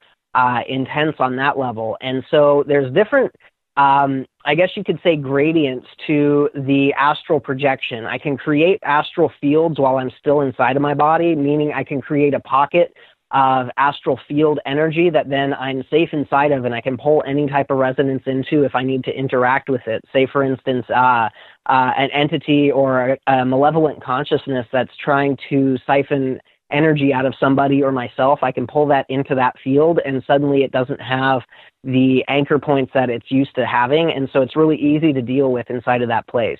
Then I can completely and totally leave my body on that level, or I can go into an in-between state to where I'm inside of my body, but it's like I'm walking around inside of the astral.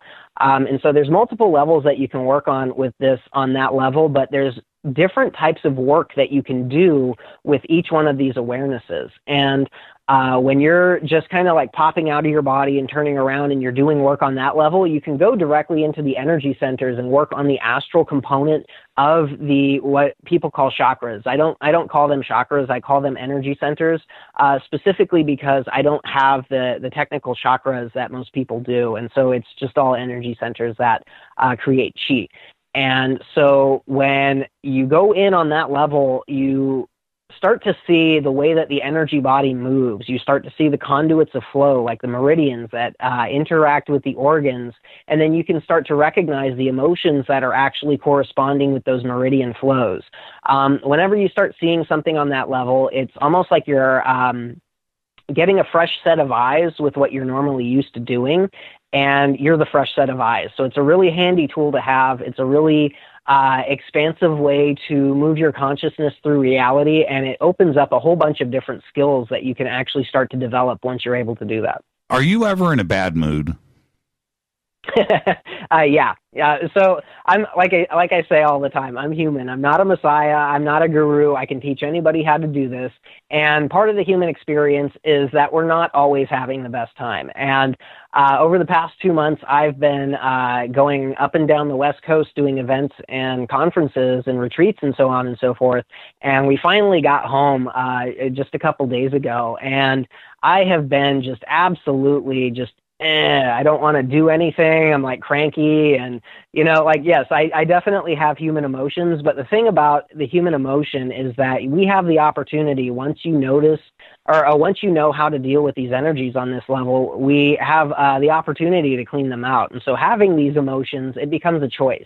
But then you have to start recognizing that these emotions are human and they do have value. If anything, it's just for, really bringing yourself into more of an introspective space, like anger that is righteous, anger that is deserved, something that there's an injustice going on and it brings a righteous anger. That right there is something that you can use to galvanize yourself to get whatever you're angry about to take care of it. You don't go attack people. You don't go punch a wall. You use that anger as something that's beneficial. You use it in a way that's not dangerous, not poisonous for you. And what happens is as you start to apply that energy towards creating a solution to what you're angry about, it fixes things, not just on the physical, but the emotional, the mental, the spiritual, and the psychological level as well.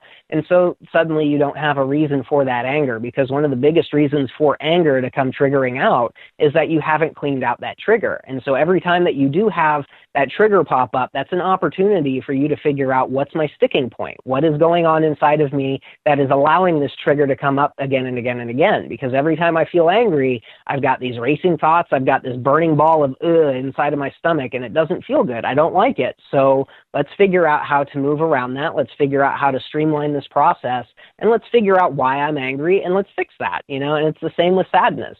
Sadness, it's a reason for you to go into an introspection. It's to go inside of the self and say, well, why am I sad? What am I neglecting? What am I not paying attention to?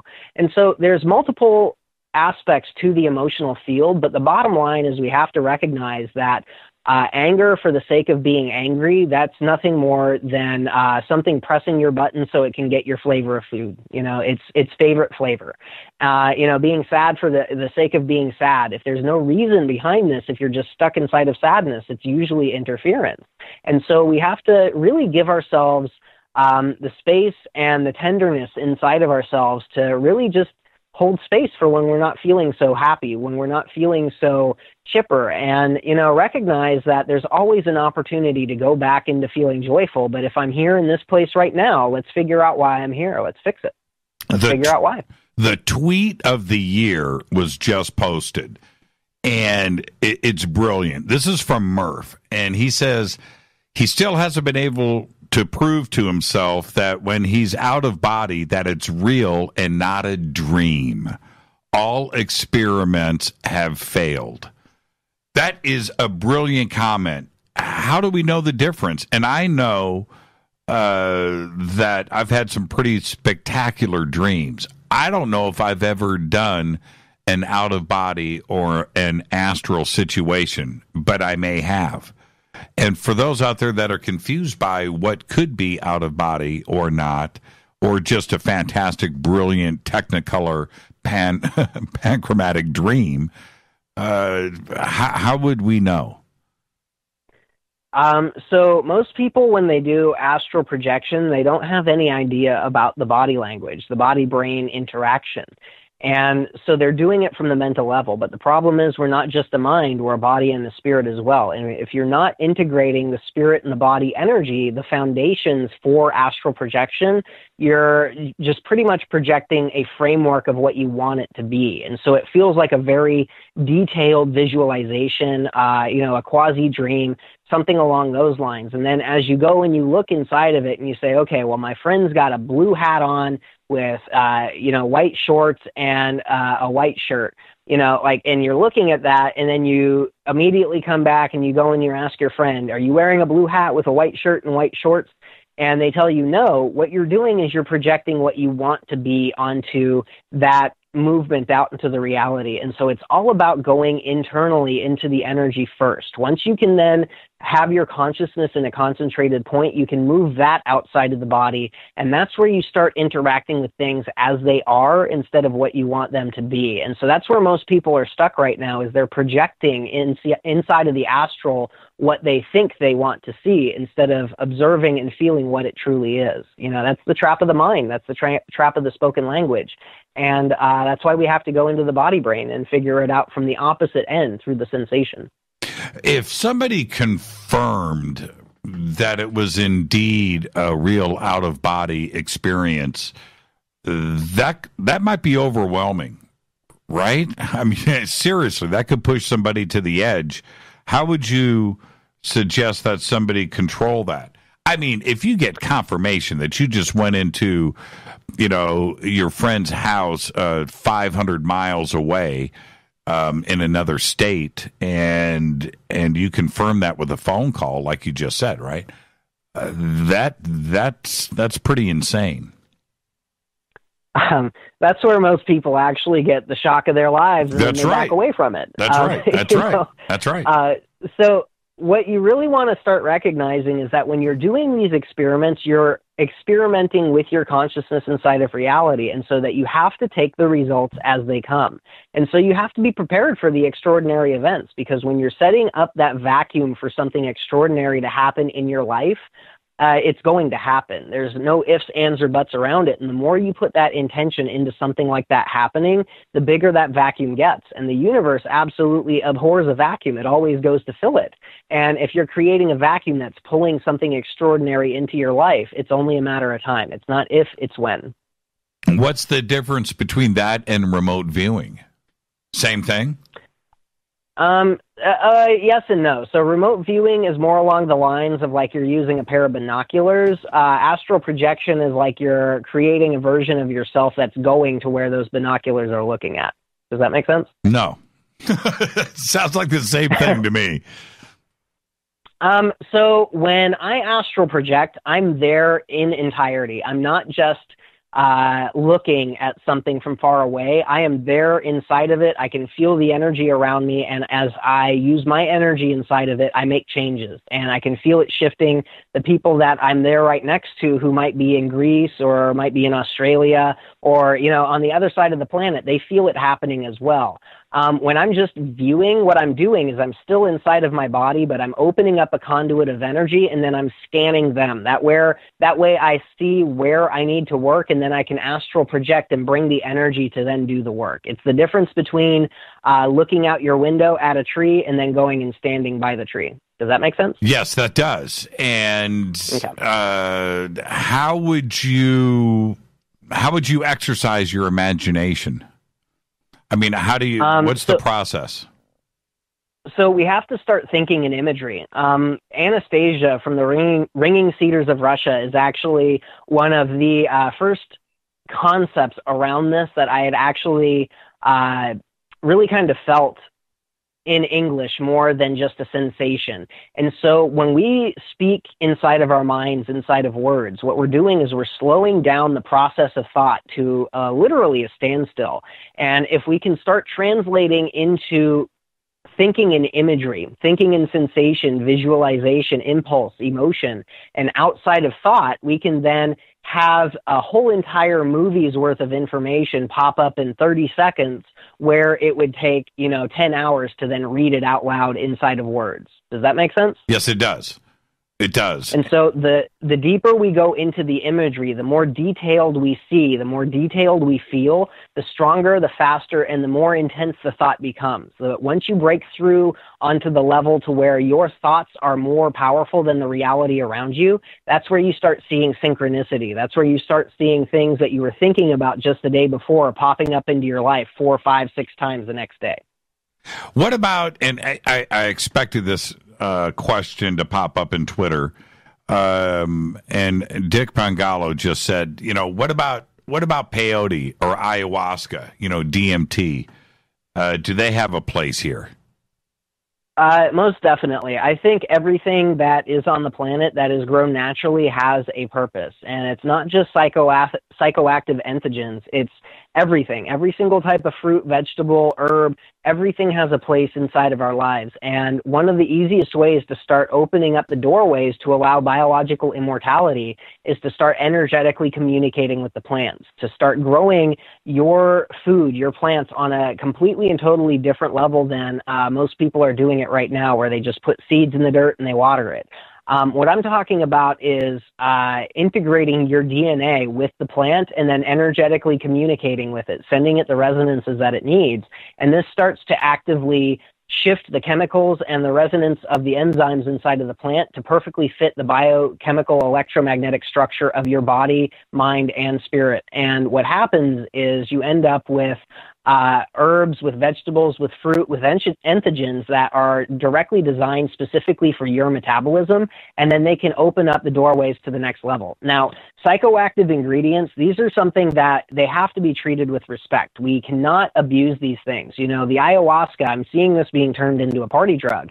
And this is not a party drug. This is a medicine and a ceremony of the highest order. And if you don't treat it as such, it's going to not have the benefit for you, but it's going to open up doorways that you are not going to be psychologically prepared to handle because you haven't been doing the ceremony and the respect behind it that it needs. And this is one of the reasons why you hear things like just awful trips on ayahuasca or psilocybin mushrooms, is because people are trying to come from it from a lighthearted perspective, and they're not recognizing that these substances, they dissolve the barriers that are holding the trauma inside.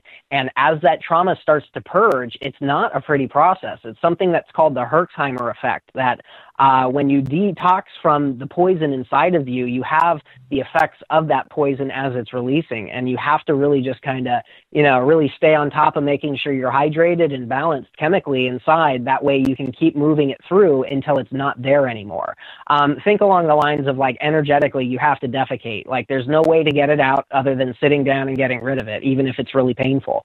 And these entheogens that people are doing, they're literally forcing them through a dark night of the soul incredibly quickly. And this is where people's psyches aren't strong enough, because they're starting to recognize that they are operating off of just the spoken thought inside of the mind, and they haven't given any direction or strength into the force of will inside of the body, the fortitude of the body brain, and the ability to be malleable and resilient. So instead of, breaking as something presses on you, you bend, you mold around it, and then you figure out where it's going and you reverse engineer it. And so, yes, there is 100% a place for these plant medicines inside of reality, but they are not a party drug. This is something that even, marijuana, it has to be approached with a medicinal or a ceremonial aspect. And I'm guilty of failing on that one too. I smoke marijuana every once in a while for recreational effects, for relaxation, and just for a pleasurable type of a thing. And I'll find myself actively forgetting the medicine component, the ceremony component to this, and suddenly I'll have things that are popping up, and I have to deal with them right then and there because I was just playing around and I wasn't paying attention to what I was doing. And I've got my body fine-tuned to the point that if there is any trauma that's buried underneath the surface, it's immediately rushing up to the top when I do any type of relaxation or any type of deeper flow into the nervous system, because that's just kind of how I've trained myself. Anything that can cause a blockage on the deeper levels that ends up creating dysfunction in the mind, the body, and the spirit, I have automatically programmed to immediately come up to the surface, and then I deal with it, I release it, and then I'm good to go. I don't have those problems, and then I can look for the next thing I either need to release, activate, or grow. Let's talk about different levels of consciousness. And the reason why I want to be very direct with this is I'll be hanging out, Eric, just like you. I'll be at conferences and hanging out. And I'll hear conversations going on and the references to this. And each one of those conversations is different. And I'm not so sure if those out there that are referencing actually know what they're talking about. They want to be in a conversation and they want to talk about vibration or achieving a different level of consciousness, and this is where they are. But I'm not so sure that it's all coming from one point source of information, because I hear it presented differently so many times. That's one of the reasons why whenever I teach people anything, I try to really cement in the fact that it's not dogma. This is not the set way to do anything. What this is a way to take what you're already doing and supercharge it, to make it so that you have tools and techniques to bring yourself to the next level, and then you can figure out your own way, because each and every one of us is different. My physical metabolism, it operates completely different than yours. My blood type's different than yours. And it's the same with the way that the endocrine systems work inside the body, and the same with the energies work inside the body. And so what works for me might not be as effective for you. And so what I teach is the foundation, the basics. And that way, if you want to go deeper into it, we have specialized classes that go deeper into it, or you could take your own pathway, your own understanding of where you feel the energy feels correct, and then go with that, because every single person is different. And as we start going into our own guru-ness and we start unlocking our own inner understanding, we start feeling the truth and the falsehood of information around us. And when we feel information ring true, as opposed to feeling hollow and weightless and just really kind of like you can blow it away with a puff of air, that's when we can start really cementing in the fact that there are specific techniques that work for you that will be very effective for you that other people won't be able to do and have the same type of effect.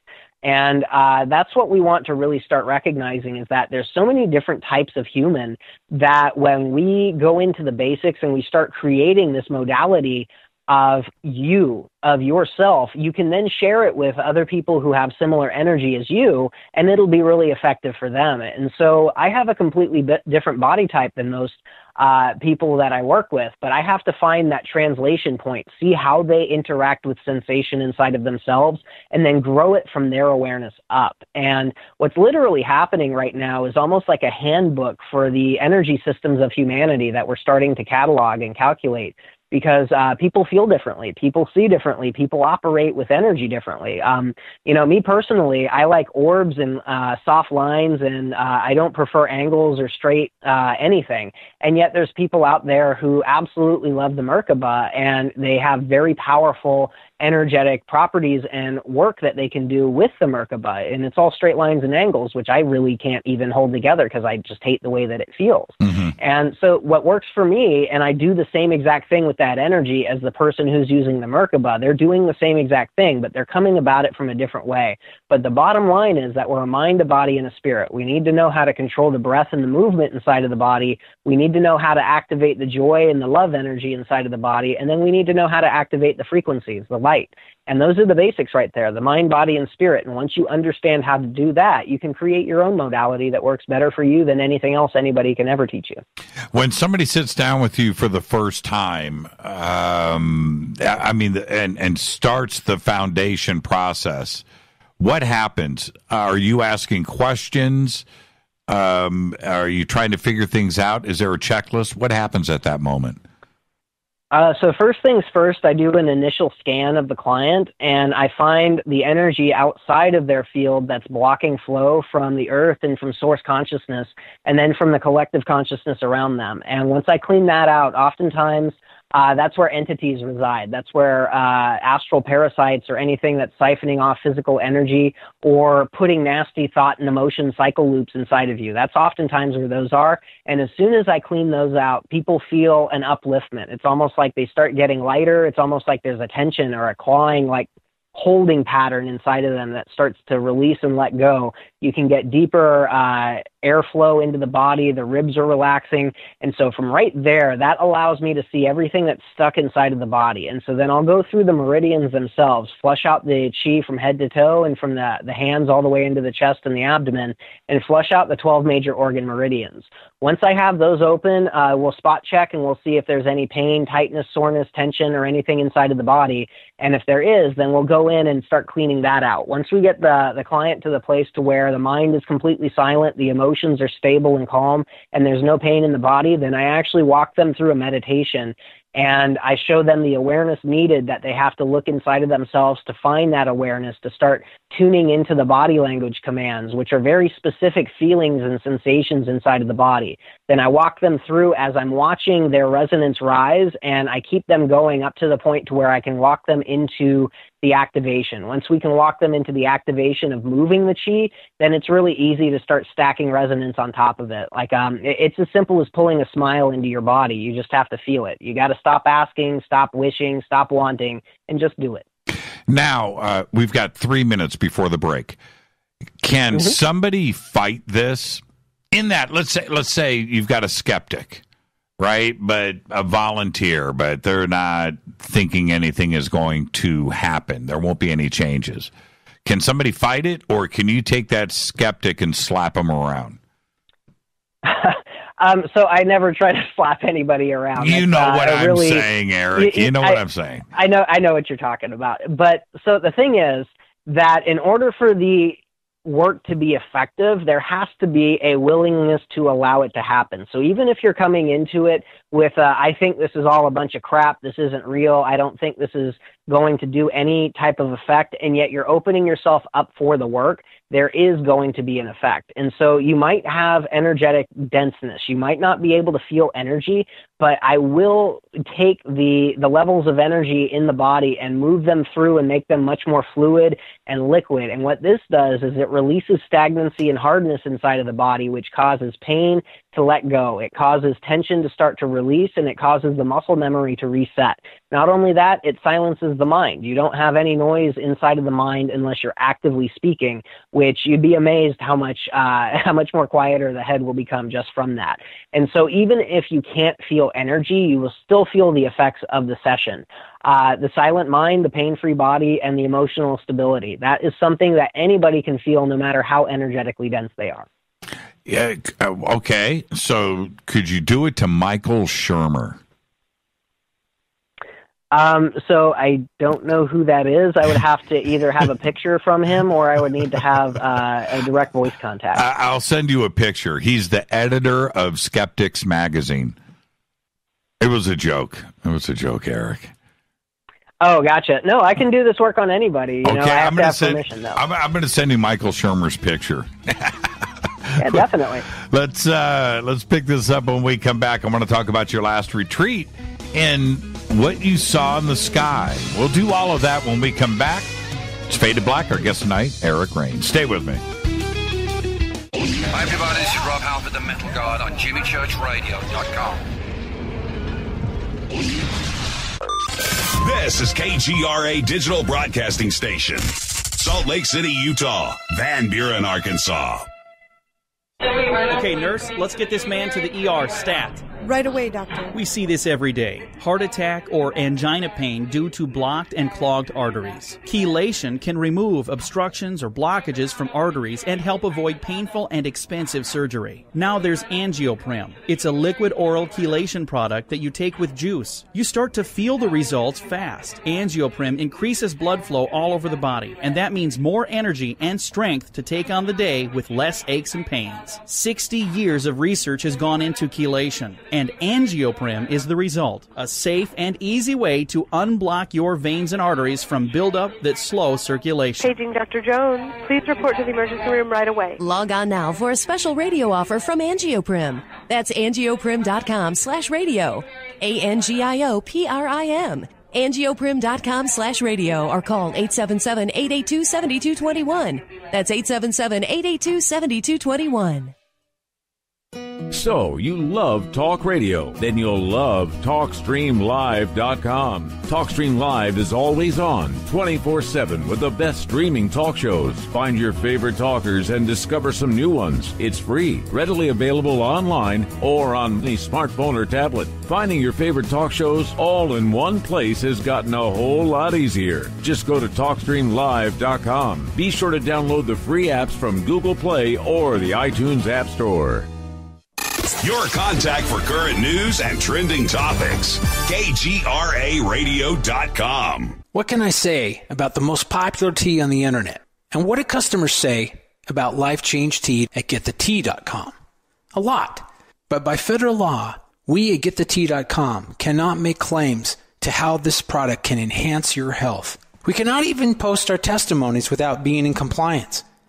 So how do we get past the hump? Try our products at GetTheTea.com and see for yourself. You can send us a testimony, but we just can't post it. Bummer. Our products are GMO-free and organic. We pride ourselves in being the best we can be, and we urge you to take charge of your health. We're 11 years strong, and many of our customers have shared their successes with friends and family. Protect your colon. Log on to GetTheTea.com. That's GetTheTea.com. GetTheTea.com. GetTheTea.com. Did you know that when you're on the road with limited data or Wi-Fi available, you can still listen to every minute of Fade to Black by just calling 605-562-4482. No smartphone, app, or internet needed. It saves your data plan and no extra cost if you have unlimited minutes. Just call 605-562-4482. You can listen to me, Jimmy Church, on any phone, anytime, anywhere. Go Beckley Teppy.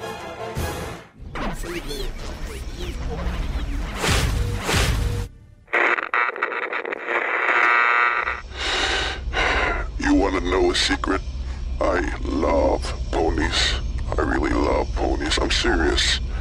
I couldn't stay sane without ponies to brush. Why Fade to Black? Because you never got that pony, damn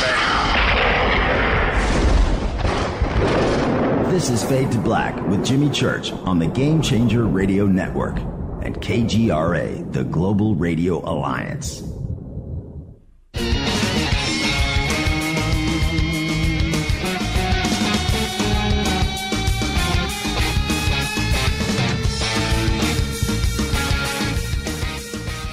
Welcome back. Fade to Black. I'm your host, Jimmy Church. Our guest tonight, Eric Rains. And one of the things that I want all of you listening to go and check out, head over to Eric's website, Unleashing Natural Humanity. And he's got an article there. It's called How Deep Does the Rabbit Hole Go? He wrote this many months ago, back in January. But it is an absolutely fantastic piece of work. And I got to say, Eric, when I read through this the first time, it resonated with me. The physics, the math, and the science, it gets a little heavy at times. But in the end, it all makes sense. And I don't want to spend any time discussing this. Maybe we can get to this before the end of the show tonight, but I want everybody to go and check out this article. It's right there on, I'm not even sure what page this is on.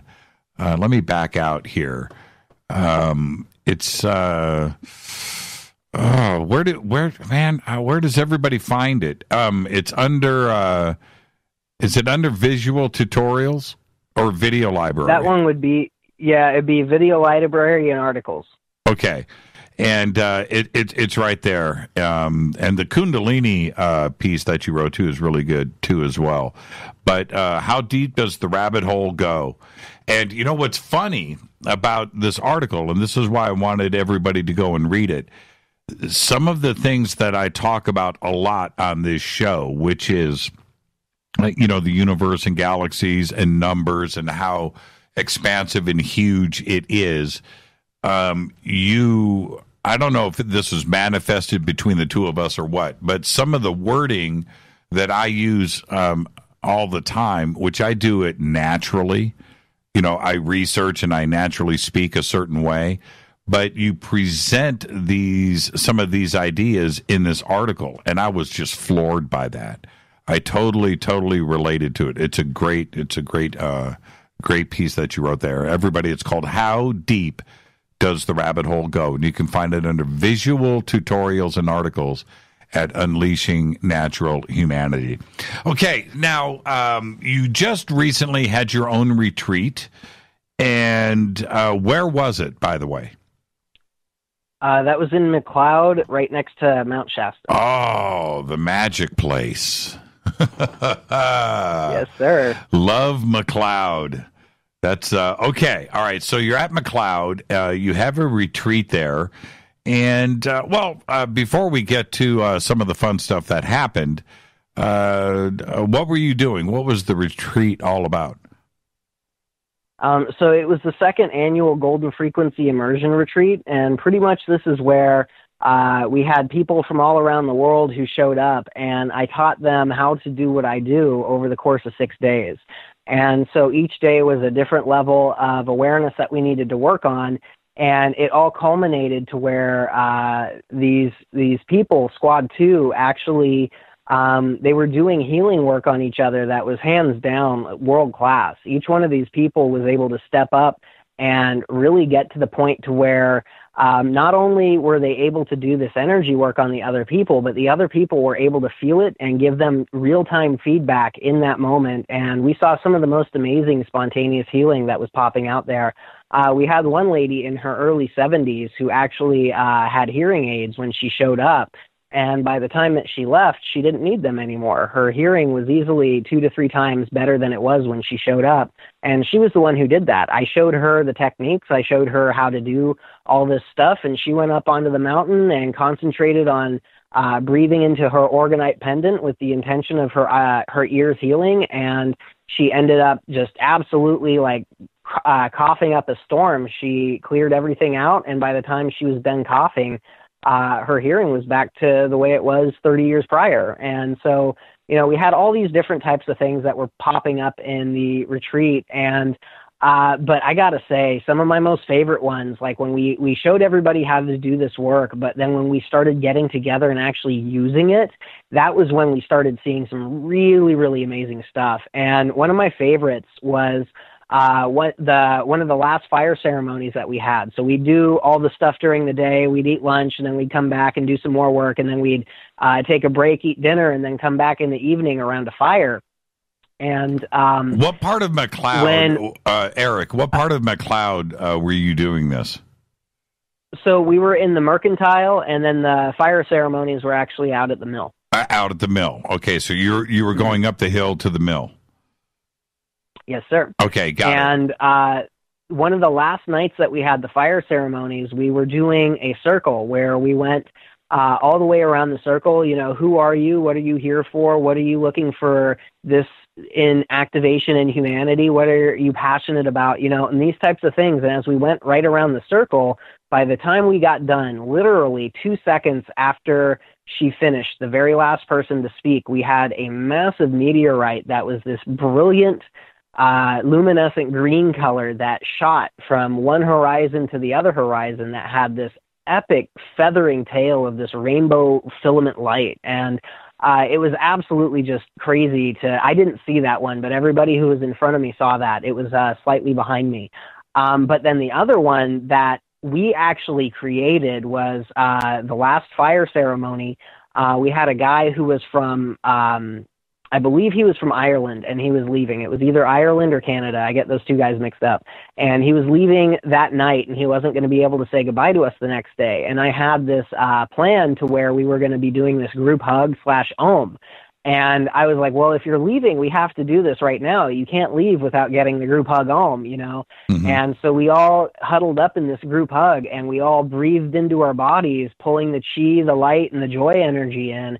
And on the exhale, we did this collective Om, and immediately it started this spiral energy that you could feel it echoing up. And I looked up, and as soon as it connected up into the sky, there were these brilliant sparks that connected with these lightning-like filaments, but they weren't jagged and straight like lightning. They were soft and flowing, almost like a liquid. And it went from horizon to horizon. It was completely and totally from one end of the sky to the other. And it literally happened because of the energy work that we were doing right there. You know, and we saw all kinds of different stuff in the sky. Lights that were operating on their own volition. They were turning directions. They were slowing down. They were flashing at us. You know, all of the normal stuff that you normally see. But those two right there, they were absolutely extraordinary. And on top of that, we had this, for 3 days straight, this pillar of mountains that cloaked, or a pillar of clouds that cloaked the mountain that was putting out all this dry lightning. You couldn't hear any of the thunder from it, but the colors, there was purple, there was blue, there was orange, there was red, there was all these different things that were inside of this massive energetic confluence there, and it was absolutely magical. I've never seen anything like it. I've never felt anything like it, and the more powerful and strong that we get with using this energy, the more we are starting to recognize how to do this, not just in a group scale, but on an individual scale as well. It's like we're tipping the balance on this group collective, and we're stretching ourselves up into levels to where we couldn't access beforehand. And then individuals are able to hold on to that energy and just kind of, you know, scrabble themselves up into it until they can make it a normal sensation, and then we can start using that energy too. Once we come back in the group setting, it gets even stronger and we hit another level. So, you know, that's kind of what's going on with that. Yeah, the mill is a pretty neat place, pretty magical, and that's where we were last year for the eclipse with you, Eric. You were there. And yes, sir. Yeah, it's a very special place. And when it's called the mill because it's this ginormous, I can't even explain the size of this wooden warehouse mill building. It's blocks long.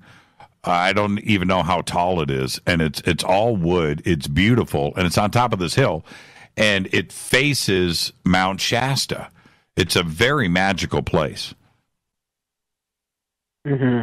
Oh, yeah, it's absolutely gorgeous over there. And the energy is just, you know, these events that are happening, they change the energy of the land in that area.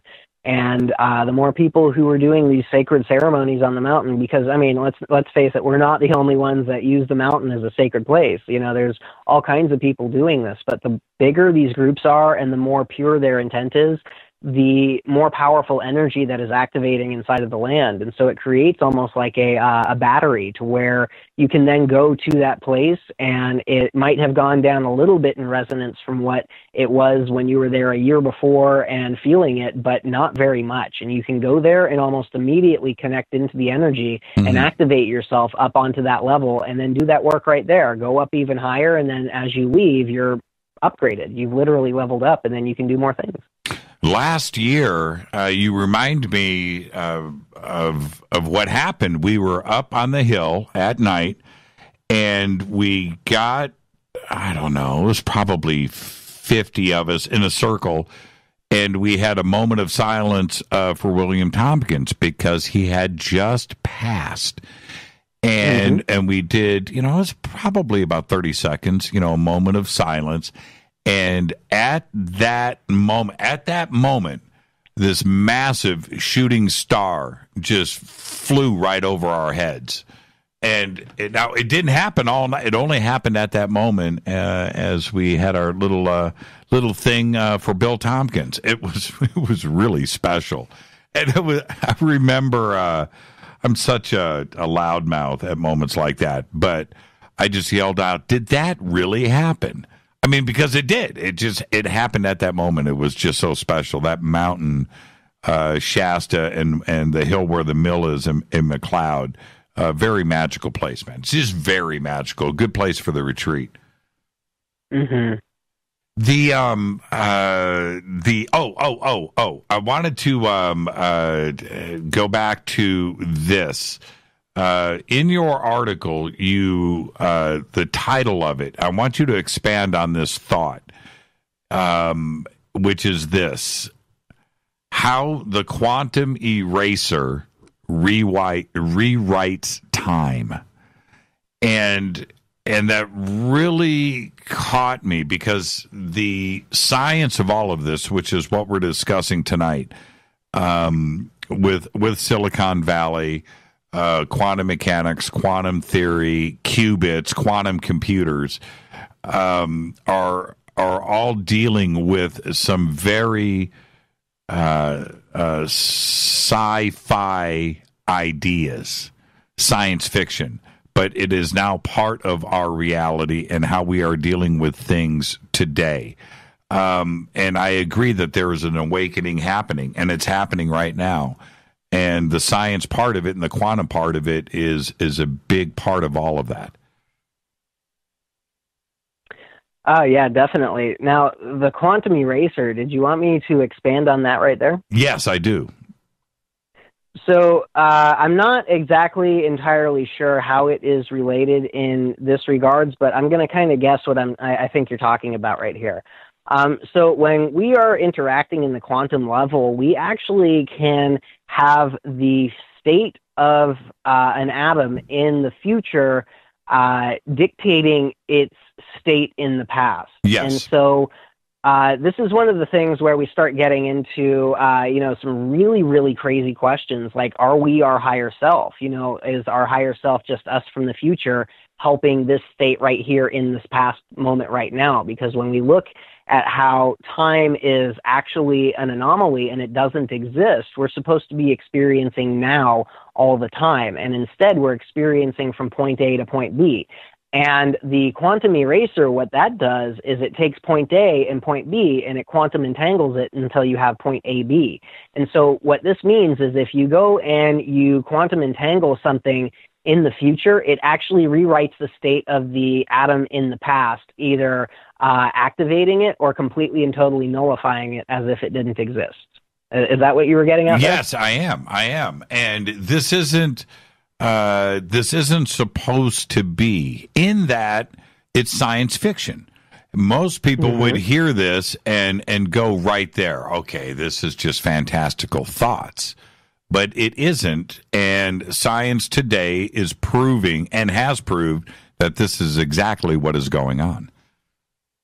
Well, and the thing is that if you have a consciousness, a physical consciousness that's advanced enough to start tapping into mechanics that can interact on this level, this is where you start seeing timelines being deleted. Yes. And, we hear about things like the Mandela effect, and where these things are changing, everybody remembers them a specific way, and yet they're not that specific way. This is what we're seeing. Those are the symptoms, the effects of this timeline war that's happening. And they have screwed the pooch. They've turned the whole entire timeline system into Swiss cheese. And so what's happening is that you've got whole entire pieces of Earth's existence that evolved into a timeline that doesn't exist. And so you're getting all these people who don't exist inside of that timeline colliding into our reality. And this is why we have such a melting pot on this planet, because there's so many places that don't exist that has an evolution timeline that exists without existence. And so when we're starting to get into this quantum entanglement, it really doesn't make sense on the level that we understand. We have to recognize that things can exist without having evolved. They can be here in this place because their history might not exist anymore, and yet they're still here. And so this is one of the reasons that we have so many different agendas on the energetic side, because oftentimes a lot of these guys are trying to make sure that they even have a quantum timeline to exist inside of the past. Otherwise, they're kind of not even there anymore. They're like a neutrino force. It's a mass without mass. It's, you can interact with it, you can communicate with it, and yet if you tried to physically touch it, it's not there anymore. And it's like that energetically.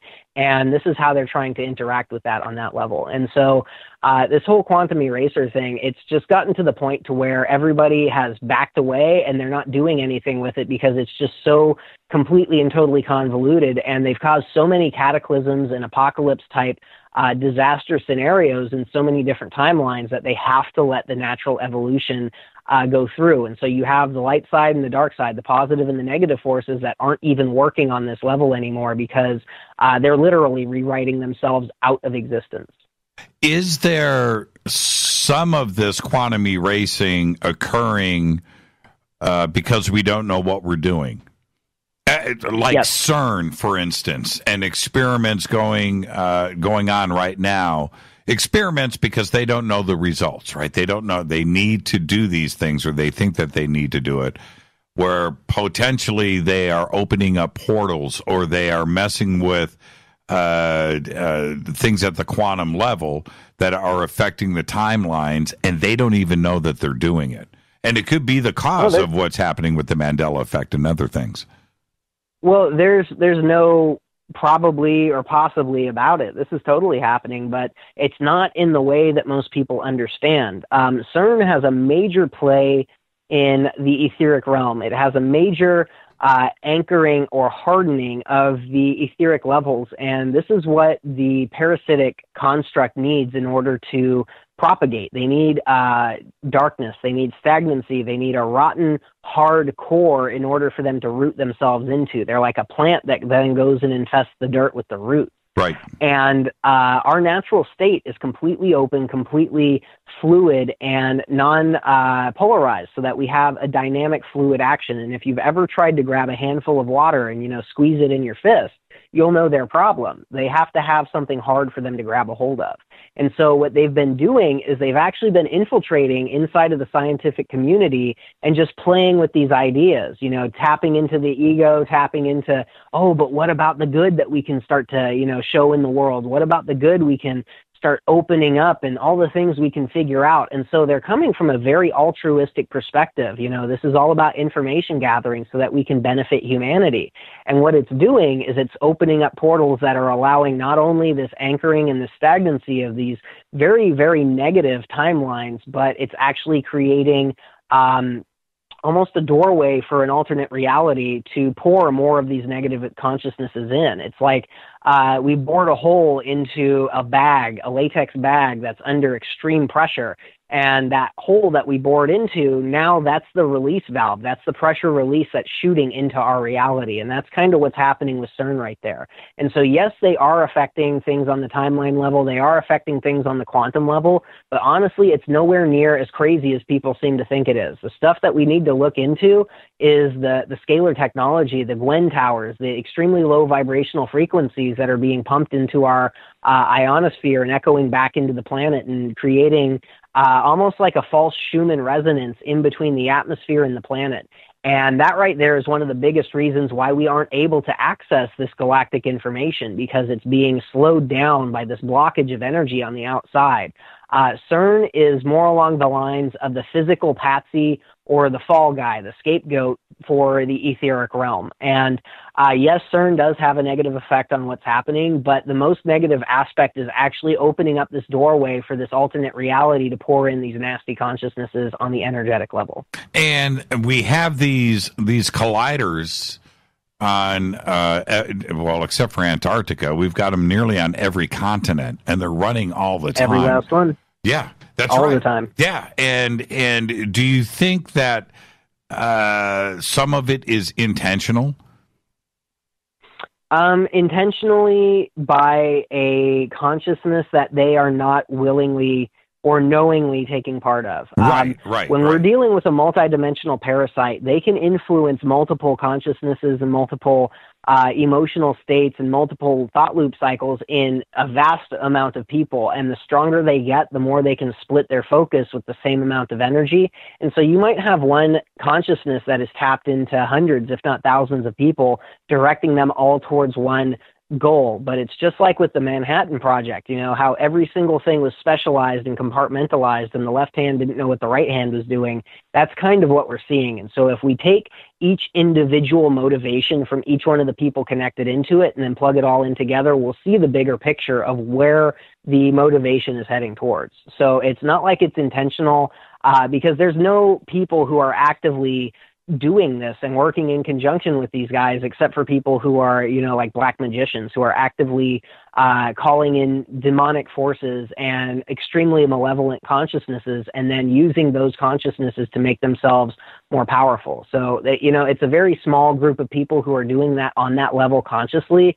The mass of humanity, though, is unconsciously following the agenda. And we're talking easily like 98-99% of the population who are unconsciously following this agenda, not just the people in the places where they have abilities to create things along the lines of CERN, but everything, literally everything. With these experiments that are going on, like at Lawrence Livermore or CERN and the different colliders that are operating around the world, we've got them in Russia, China, the UK. I think Spain has got one. We've got one outside of Chicago, here in California. If they all stopped operating and the portals shut down, what do we do with anything that has already come through, right? That's the problem, too. So that's where I'm already engaged in working. There's trillions of these things on our side. There's, you know, enough for hundreds of them to infect every man, woman, and child on the planet. And so they are, you know, and what I'm actively doing is every single time that I come into contact with these consciousnesses, I'm trapping them inside of resonances that undoes them. So the light, the laughter, the movement, you know, it's the exact opposite resonance of what they are. And then I use that energy to then suck them up into source energy. And so they either have the choice to convert into a positive based consciousness, a light being, or they get restructured back into zero. And so the ability to tap into the central sun or source energy or the Earth's magnetic field is paramount when you're dealing with these energies, because we don't want to just, you know, brush your hands off and flick it somewhere, because then it's just going to go and do the same exact thing to somebody else who doesn't have now the wherewithal or the awareness to guard against it. And so what we need to do is clean these things out, and we don't want to fight. We want to focus so much on what we want inside the body that there's literally no room for what we don't. And once we have the entire body filled up with these resonances that they can't stand, then it's really easy to take those resonances outside the body and then kind of, you know, like with a firm hand and a smile, kick them into the central sun and say, well, you know, sink or swim. You can either go back to zero or you can convert right now, and, you know, it's up to you. You've got choice in this matter way more than you gave any of us, but here you go. Ta-da. Yeah, exactly. And I want to get this in. This is for Janine. She says, Eric, I had a bilateral stroke in April. My medical team has not been able to come up with a definitive reason why I had the stroke. Can you determine where the blood clot came from and what caused the event? Most likely. When we start going into the nervous system, I operate on different levels of the body at one time. So I'll operate in the skeletal structure, and then separately I'll operate inside of the organs, and then separately inside the lymphatics, the muscles, blah, blah, blah, so on and so forth. When we get into the nervous system, oftentimes we find that the blood flow inside of the brain has a very distinctive lack of flow out of the head. And so when we're looking at the drainage pathways inside of the body, specifically the ones behind the collarbones, that's the subclavicular lymphatic drainage point. Oftentimes those get really blocked up. And so like the forward shoulder slumping posture, to where, you know, you're kind of looking at the ground, the shoulders are kind of trying to meet each other on the front of the body. That right there is a default posture for most people who are engaged in sitting down all the time, looking at their phone all the time, driving all the time, on the computer all the time. And what that does is it tightens the flow going from the brain and the head and the face down back into the other lymphatic system so that it can filter itself out. And what happens when these get blocked up right there, the flow is not stopping going into it, but the flow coming out of it is blocked up, and it's almost like a water balloon that you're putting too much water inside of. Eventually it's going to pop, and that is what usually happens when we see stuff like that. More often than not, what we need to do is clean out the lymphatics more than anything to get that to start releasing. and then get the musculature on the front and the sides of the neck and in the chest to start letting go. That way you're not holding that posture, and then you have flow going through. Once you have flow going through, more often than not, it causes a detox response because you have years worth of nasty stuff that's stuck in there. Once that detox response is gone within a day or two, oftentimes you'll feel so much more flow through the head. That pressure that's stuck inside of there that's constantly pressing outwards, you won't feel that anymore, and you'll have more flow to and from the head, giving you better oxygenation of the brain cells, and that makes it so that you can think more clearly. The glands inside of the brain are getting more flow, and then they operate a lot more clearly, and that opens up that body-brain connection, and it allows everything else that might be stuck to start actively cleaning itself out. So yes, there's multiple ways that strokes can happen, but more often than not, this is the one that I see. It's almost like you're just putting too much air inside of a balloon and then it pops because there's no flow back down instead of just going back up. What state are you in? State of the Union, by the way. I mean, I'm in Oregon, and I'm extremely blissful. Yeah. Well, what part of Oregon? Salem, Oregon. It's about 40 miles south of Portland. Okay. Man, we were just up there, too. Have you been to ECETI? I have not yet. I've been invited a few times, and I've got kids in school, and so we have to kind of work around their schedules. So I try to fit most of my stuff in the summer, and this summer was just absolutely slammed, and I didn't have the opportunity to go out. But I'm totally going to keep that open for next year. Man, you don't have an excuse, actually, if you're right there. You're right down the street. Yeah, it's a really quick drive, actually. It is. It's a quick drive from Portland. It's an easy, fun drive, too. And ECETI's totally kid-friendly, man. I say take them all. Yeah. Definitely. No, it's pretty amazing. And let's see. I'm trying to get some of these questions in before I have to let you go. Marion wants to know ley lines. Does your energy healing work better with the ley lines? So that's a different level than I work on inside of the body. So when we're working with the ley lines, what that means is that the consciousness has expanded outside of the body enough to begin to feel the earth energy. Once you can feel the earth energy, you can start detecting blockages inside of the earth the same exact way you would find blockages inside of your body with the meridian flows. Now, the ley lines are nexuses of energy clusters that as they meet and they vortex together, it creates different fields of resonance that expand outwards. And so they're almost like energy centers or chakra points inside of the body, but they're inside of the planet. And then that flow of energy is the ley line or the quote-unquote meridian. And so when we're doing grid work, it's a very as above, so below type of a thing. And the more proficient you are with cleaning out the blockage inside of yourself, the easier it is to take the energy outside of the body and then clean out the blockage inside of the earth outside of the body. And when you start doing this, you're actually opening up connections to allow yourself to get more and more flow from the earth consciousness. As you open up that connection, you're allowing your DNA to really resonate with the earth's field, and that starts to activate the DNA inside the body on that level, and that opens up an even deeper level of galactic consciousness, meaning that you might not know the answer to a question, but as soon as somebody asks it, you can start feeling this energy flow through you, and you speak, and the answer is there. And oftentimes you'll actually be teaching yourself as you're answering the question. Where can everybody get a hold of you? So if you go to unleashingnaturalhumanity.com, there's a contact form all the way at the very bottom of the homepage, and you can send your name, your email, and your question right there. Or you can find me on Facebook. My name is Eric Raines, EricRaines, and that's a really easy way to get a hold of me right there. But everything is Unleashing Natural Humanity. I've got Unleashing Natural Humanity on YouTube, on Instagram, on Patreon, on Facebook, on LinkedIn, on Google+, pretty much everything where you type in Unleashing Natural Humanity, it will come up with something of mine. Now, not to freak everybody out, but how booked are you? So we just opened up another week, so we're I think I'm booked out about a month and a month and a week right now, and I've got a 60-day buffer that we open up. And so I believe there's 3 weeks that are able to get filled up right now, but I'm actually trying to funnel everybody into my classes. So I have 2 classes right now for foundational level training that are up on the events page on my website. And in order to get into the intermediate classes, you have to go through the foundation level classes. And those right there, I teach you the body level of awareness, the spirit level of awareness, the mind level of awareness. Then I show you how to work on yourself to activate specific energy centers, and then to use that resonance to then move outside of the body and then work on the other people in the group over distance.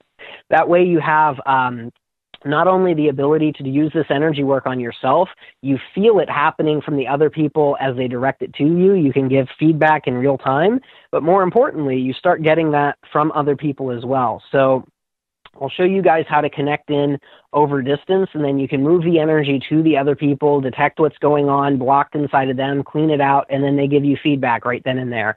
And that right there, it's such an amazing feather in your cap to have. It's such a boost of confidence that you can literally step up into a very, very powerful healing generation unit in just 3 or 4 hours with one of these classes right there. And so I'm trying to funnel people into those. That way we can get more people in, because I am really booked out.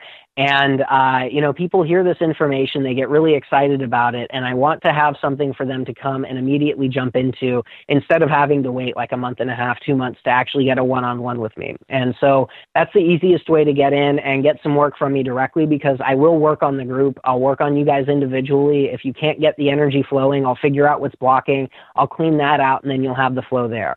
And so it's all about the cohesive unit and getting everybody to really start doing this work for themselves, because I'm in the business of teaching you guys how to fish and not fishing for you. And while I can fish very well for you, and I will if you book the session, I much rather prefer to show you guys how to do this. That way you can show other people how to do it. Everything that I teach is all open source. I don't lay claim to this. What I want you guys to do is learn it and teach other people, and then do it on them too. There you go. Eric, thank you so much. Fascinating conversation tonight, as always, but I look forward to our next visit as well. Keep doing what you're doing, my friend. Thank you so much for having me on. It was absolutely lovely. Always the best, Eric. Thank you so much. And go and do your thing up there, 40 miles south of Portland. Haven't been to ECETI kind of guy. I'll talk to you. Thank you, Eric. Right. Have a good night, man. Jimmy. Yeah, you too, man. Eric Rains. It's UnleashingNaturalHumanity.com. Everything you need is right there. I'm going to open up the phone lines and cruise on out on this last segment of the show. This is Fade to Black. I'm your host, Jimmy Church. Phone lines and phone calls are next. Stay with me.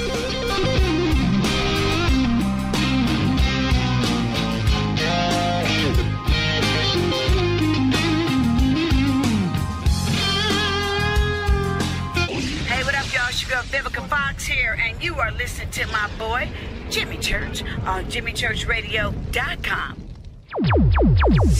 Despite popular opinion, reading a book will not make you smarter. But listening to Jimmy Church will. Hurricanes, earthquakes, wildfires. This year we've experienced more than our fair share. This is Jimmy Church of Fade to Black, and last month I decided to make sure my family does not have to worry about food should we get caught in a real emergency situation. Introducing Numana, a healthy, storable product that tastes so good that you'll want to eat it every day instead of just during those times of duress. All Numana products have a 25-year shelf life, are MSG and GMO-free, no preservatives, and are made in America. With the Numana pack in your home, you'll be able to sleep at night knowing that you've protected your family. Not only have I tasted and tested, I own it. Now you can too. Just click on the Numana banner on JimmyChurchRadio.com and use the promo code Jimmy when you order. In addition to a discount, we'll send you an autographed Fade to Black t-shirt. Seriously, go Beckley Tepe. When you take the beans from Central America with dashes of Indonesian and African mixed in and then roast it to the dark side of Fade to Black, you create the ultimate brew of fringe. Introducing the Fade to Black blend from River Moon Coffee. Yes, River Moon's darkest customized roast was created for the love of Fade to Black. The alchemy of masterful roasting and smoking the beans is in every sip of this full-bodied, dark Java. I need my coffee dark. deep with distinct bittersweet chocolate highlights, just like the bunker. Leaning further into the darkness of the roast is Fade to Black Blend from River Moon Coffee. Just click on the banner at jimmychurchradio.com and use the promo code F2BBLEND for 15% off of your order today. Go Beckley Teppy. Hey, can we talk about something serious for a minute? Your age. Getting old has its perks. But remember, being a few years younger, you know, your hair was thicker, you didn't have so many wrinkles, that extra weight wasn't haunting you, and you just felt better. Well, we can't turn back the clocks and go back 10 or 15 years, but you can start feeling and looking 10 or 15 years younger with Nature's Youth RSF. It's a doctor-formulated daily supplement that helps your body maintain its peak performance and fight the aging process. Imagine sleeping better, looking better, and feeling better. See how Nature's Youth RSF has helped thousands of people just like you at nature'syouth.com. nature'syouth.com. The holidays are coming. Imagine how it will feel when your family and friends are asking you what you did to look so good. Your secret will be Nature's Youth RSF. It's time to start looking better and feeling better. Learn more and order your Nature's Youth RSF at nature'syouth.com. That's nature'syouth.com. Erica, Brittany, Gabby, and you're listening to JimmyChurchRadio.com. It's not a lifestyle we chose. We were born this way. KGRARadio.com.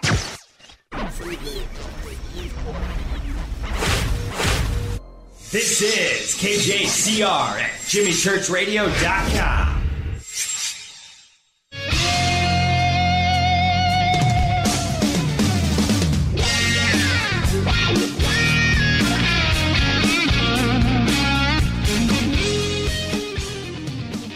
I want to thank Eric Rains for coming in tonight.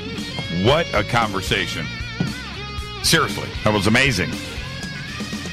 And I had mentioned to Eric his article, and there was this one paragraph that I read as I went back and I was reviewing. I read the article a few months ago. And what I had, this is how the universe works. It's very strange. If you're on hold, stay right there. I'll get to you in just a second. But I'm going to read this to you. And remember what I had spoken about, not only in the past, but what I wrote today. But listen to this. He says, let's dive into the quantum makeup of the universe.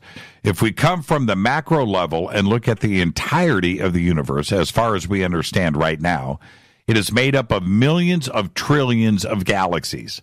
These galaxies are made up of billions and trillions of stars.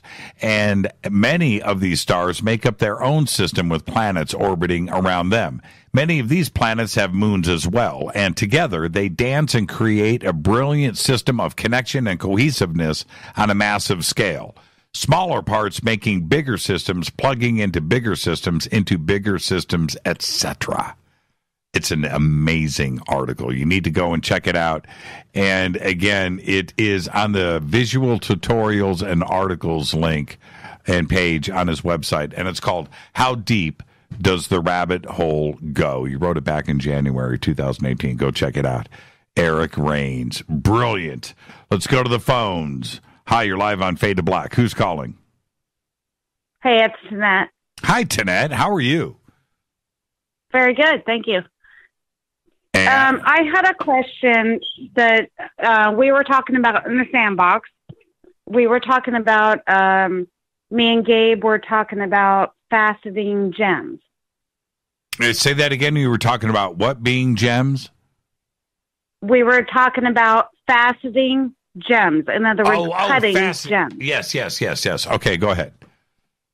Okay, so my question would be, with all the people that you've had on, have you ever heard if anybody has said that whether you keep a gemstone in its original form or if you facet it, does it gain and or lose any of its metaphysical properties? Right. And now there are, and I'm not in any way a professional when it comes to gems, but I've had this conversation a few times over the years. And there are reasons to facet and cut a gem into a shape.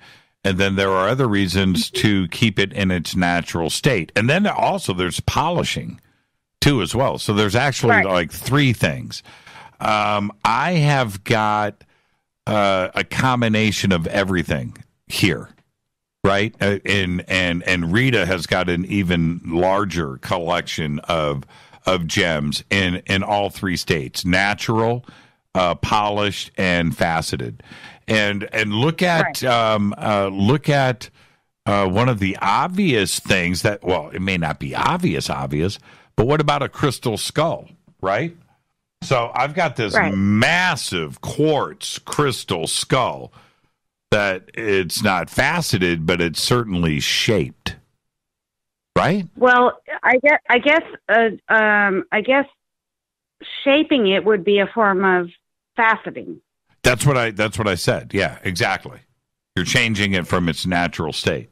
And I can guarantee you this thing is about as powerful as anything that you can imagine.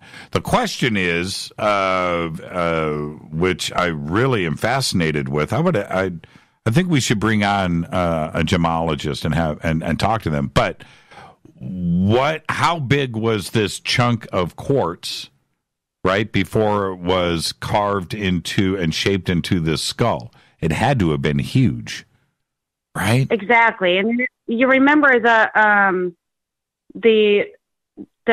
caves that they went down into in Mexico, where the quartz crystals were humongous. Yes. And they were like bigger than the guys that went down to explore them. Mm-hmm. And just absolutely humongous. So my question is basically, does faceting them or shaping them, does it make them lose any qualities or gain any qualities as far as their memory capacity and what have you? Yeah, I know. That is a great question. And I'm holding up to the bunker cam right here a huge chunk of Lemurian quartz that I have. This is big. I have no idea how many pounds it is. This is completely natural. Okay? That's it. That is unaltered. And you look at this, and if you can imagine a crystal skull or something faceted being carved out of this, how much smaller it would be after this, and you would be altering this. And this is a massive piece of crystal here that I'm holding up. I have gotten, I have friends where I have walked in to their homes and have seen crystals 50 times this size, right? A foot long, 2 feet long, 6 inches, 8 inches in diameter, multiple. I mean, just unbelievably beautiful and big. And I can't imagine somebody going, "Hey, man, I'm going to carve a crystal skull out of that." Right? Right? And destroy. And then up at, you weren't at ECETI, but up at ECETI, Lisa brought up 2 of her crystal skulls. And one of them, Rita will have to tell me the name of the big one. And, okay, imagine this, Tanette. Crystal skull, foot tall. Okay, foot tall. Almost maybe 10 inches, almost a foot wide, right? It was I've never seen anything that big. Never. Wow. Huge, right? So, and beautiful. And the top of the skull was still natural crystal, but the face was carved into the front of it. But I'm looking at it, I'm thinking, how big was this originally? I mean, how big of a piece of quartz was this? And it was crystal clear. No defect. It was just unbelievably beautiful. Rita's got to tell me the name of that one. So when you facet something, you are basically taking away the fractured parts of it. That's right. So when or facet and or shape some kind of crystal, there are fractured parts. That's so right. You got to get rid of them. That's right. Yeah, just So like this chunk is that of. actually concentrating the power of the crystal since you're getting rid of the fractured parts? Yeah, I mean that goes with that would go with anything. If you think about it, diamonds, right? Rubies, emeralds, anything else that is faceted where they're taking away the I don't want to say defective, but the parts of it that you can't have part of the stone when it's finished. So you're right about that. And so if you're taking away the parts that are cracked and fractured, and the end result is a pure solid portion of the crystal, is the energy now concentrated? Is it better? That's a great question. Isn't that interesting? Yeah, it is. It is. Where'd you come up with this idea? Because I facet stones. See, because you facet stones. Okay, well then, what's the answer? Yeah. Tell me. I'm thinking that the fractured parts need to be taken away to concentrate the energy of the stone. Yeah, and Cassandra, I'm looking at Twitter. Everybody is totally into what you're saying. Cassandra just said, since the ancients faceted stones, I can only assume that they concluded that it allowed the energies to be focused.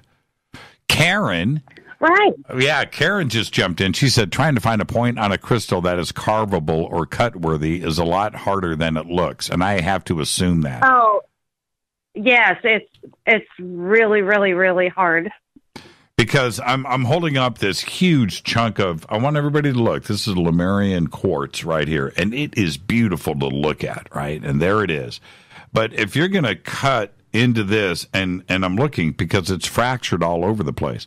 There's a section here in the front where you could carve something out of it, but this would be, if you did do that, this would be 1/4 the size. Right. Yeah. I don't know if I could have somebody destroy this. It's too beautiful the way it is. Have you heard of a sunstone? A what stone? A sunstone. No, I have not. What is that? A sunstone is basically a I'm trying to remember the name of it, but it literally only comes from Oregon, down south in Oregon, and they actually have a place where people can go and just the public can go pick them up off the ground. But the ones that are really cool are the ones that come from the miners down there that are digging them. But basically, it's a beautiful yellowish looking stone. Yeah, orange yellow. Yeah, it's beautiful. I'm looking at it here. Yeah, it's absolutely gorgeous. And now it's only found in the United States, certain parts of the United States, and Norway. That's it. Man, this is beautiful. No, there are sunstones that come from Mexico also, but they don't have what they call schiller, which is iron, that is brought up with them, that gives them the peachy and or blue, yellow, red colors. Yeah, I'm looking at it here. Yeah, wow, beautiful stone. I've never heard of sunstone. And what are its properties? What does it do? It's I can't remember the name of it's a oh shoot. Come on, Tanette. This is live radio. You've got to stay with me. It's live radio. What does it do? Man, some of this, that is a beautiful, I'm looking at a faceted Oregon sunstone right here. Look at that. Yep. Okay, so sunstones are also found in Mexico, and they are the ones in Mexico are just like a slightly yellowish color, but they're bigger, which is cool. And I've done several facets on the Mexican sunstones, and they turned out brilliant. Okay, so the ones in Oregon are mixed with different minerals, and they come in different colors. You can get blue, green, and red inside the stone, and then whoever facets it has to find out the best way to bring the color up to the top of the stone, which is really, really hard. Yeah, I'm looking at it right here. There's whole websites dedicated to Oregon sunstones. Wow. Right. And we have went down there several times and literally went and picked the sunstones off the ground, and we bought a couple, and I found I think it was a 24-carat sunstone that I didn't want to facet myself because I didn't trust myself, which was probably a bad thing. And then I gave it to somebody else, and then they didn't do it quite right. So I'm still going to have to work on that and fix it and facet it correctly. This is fascinating. The Oregon sunstone, the mines are located in a small area, 7 square miles in the high desert in Lake County in southern Oregon near the town of Plush. The sunstones formed in a lava flow at an altitude of around 4,600 feet. And there are indication that Indian tribes passing through the area had collected sunstones. The first documented report dates only to 1908, by the way, when Maynard Bixby, a mineralogist from Salt Lake City, discovered a new deposit in southern Oregon. The Spectrum mine was the first commercially operated sunstone mine in the state. In 1987, in 1987, sunstone was named the state mineral for the state of Oregon. There you go. I learned something every day on Fade to Black, Tanette. Spectrum mine is still there. Yeah, I'm looking at a picture of it right here. It's totally cool. Right. How close is this to ECETI? It's about 3 hours, maybe. Oh, okay. I got you. Wow, that's fascinating. Oh, no, wait. No. It's longer than that. I'm sorry. I'm thinking of somewhere else. It's about 7-8 hours. No, it can't be. You'd be in Colorado 8 hours later. Well, traveling the highways, you would have to go from ECETI.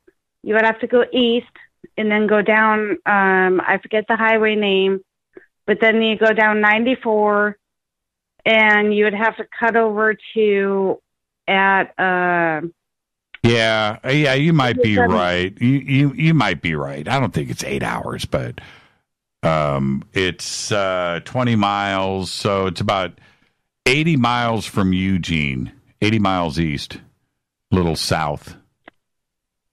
But but you don't want to go that way. You want to go east first and then down. Yeah, but I'm looking at it here. It's right there on the California-Oregon border. Yeah, man, I didn't know. Who knew? Well, listen, Tanette, I got to jump out of here. I got to roll credits. Great show tonight. All right, man. Amazing show. Eric is so cool, isn't he? Yeah, absolutely. Okay, Tanette, you're a woman of many words. Thank you. You have a great night. Thank you so much, Tanette. Good night, Jimmy. Good night. Sunstone. I didn't know. Never knew. And that's why I'm serious. That's one of the reasons why I do this show. I learn something every single night. I want to thank Eric Rains for coming in. Absolutely perfect conversation tonight. And his website, and you need to go. The links are at jimmychurchradio.com. It's right there. Unleashing Natural Humanity. GameChangerNetwork.com. Fade to Black's executive producer is Rita Camurion. Show is produced by Hill J. Palm, Renee, Dennis, and Bob. Announcers are Steve Harder, Gene Vitoa, Mark D. Kovar. Webmaster, Drew the Geek. Music, Doug Aldrich. Intro, Spaceboy. SpaceboyMusic.com. Fade to Black is produced by KJCR for the Game Changer Network, and syndication is KGRA, The Planet. It's broadcast owned and copyrighted 2018 by Fade to Black and the Game Changer Network. It cannot be rebroadcast, downloaded, copied, or used anywhere in the known universe without written permission from Fade to Black or the Game Changer Network. I'm your host, Jimmy Church. Follow me on Twitter at JChurchRadio. Want to remind everybody, tomorrow night, right here, it's Fader Night with John Rappaport and our special guest. Are you ready? Jason Quitt. He's going to help me man the phones all night tomorrow night. Until then, I want everybody to be safe. Go Beckley Tepe.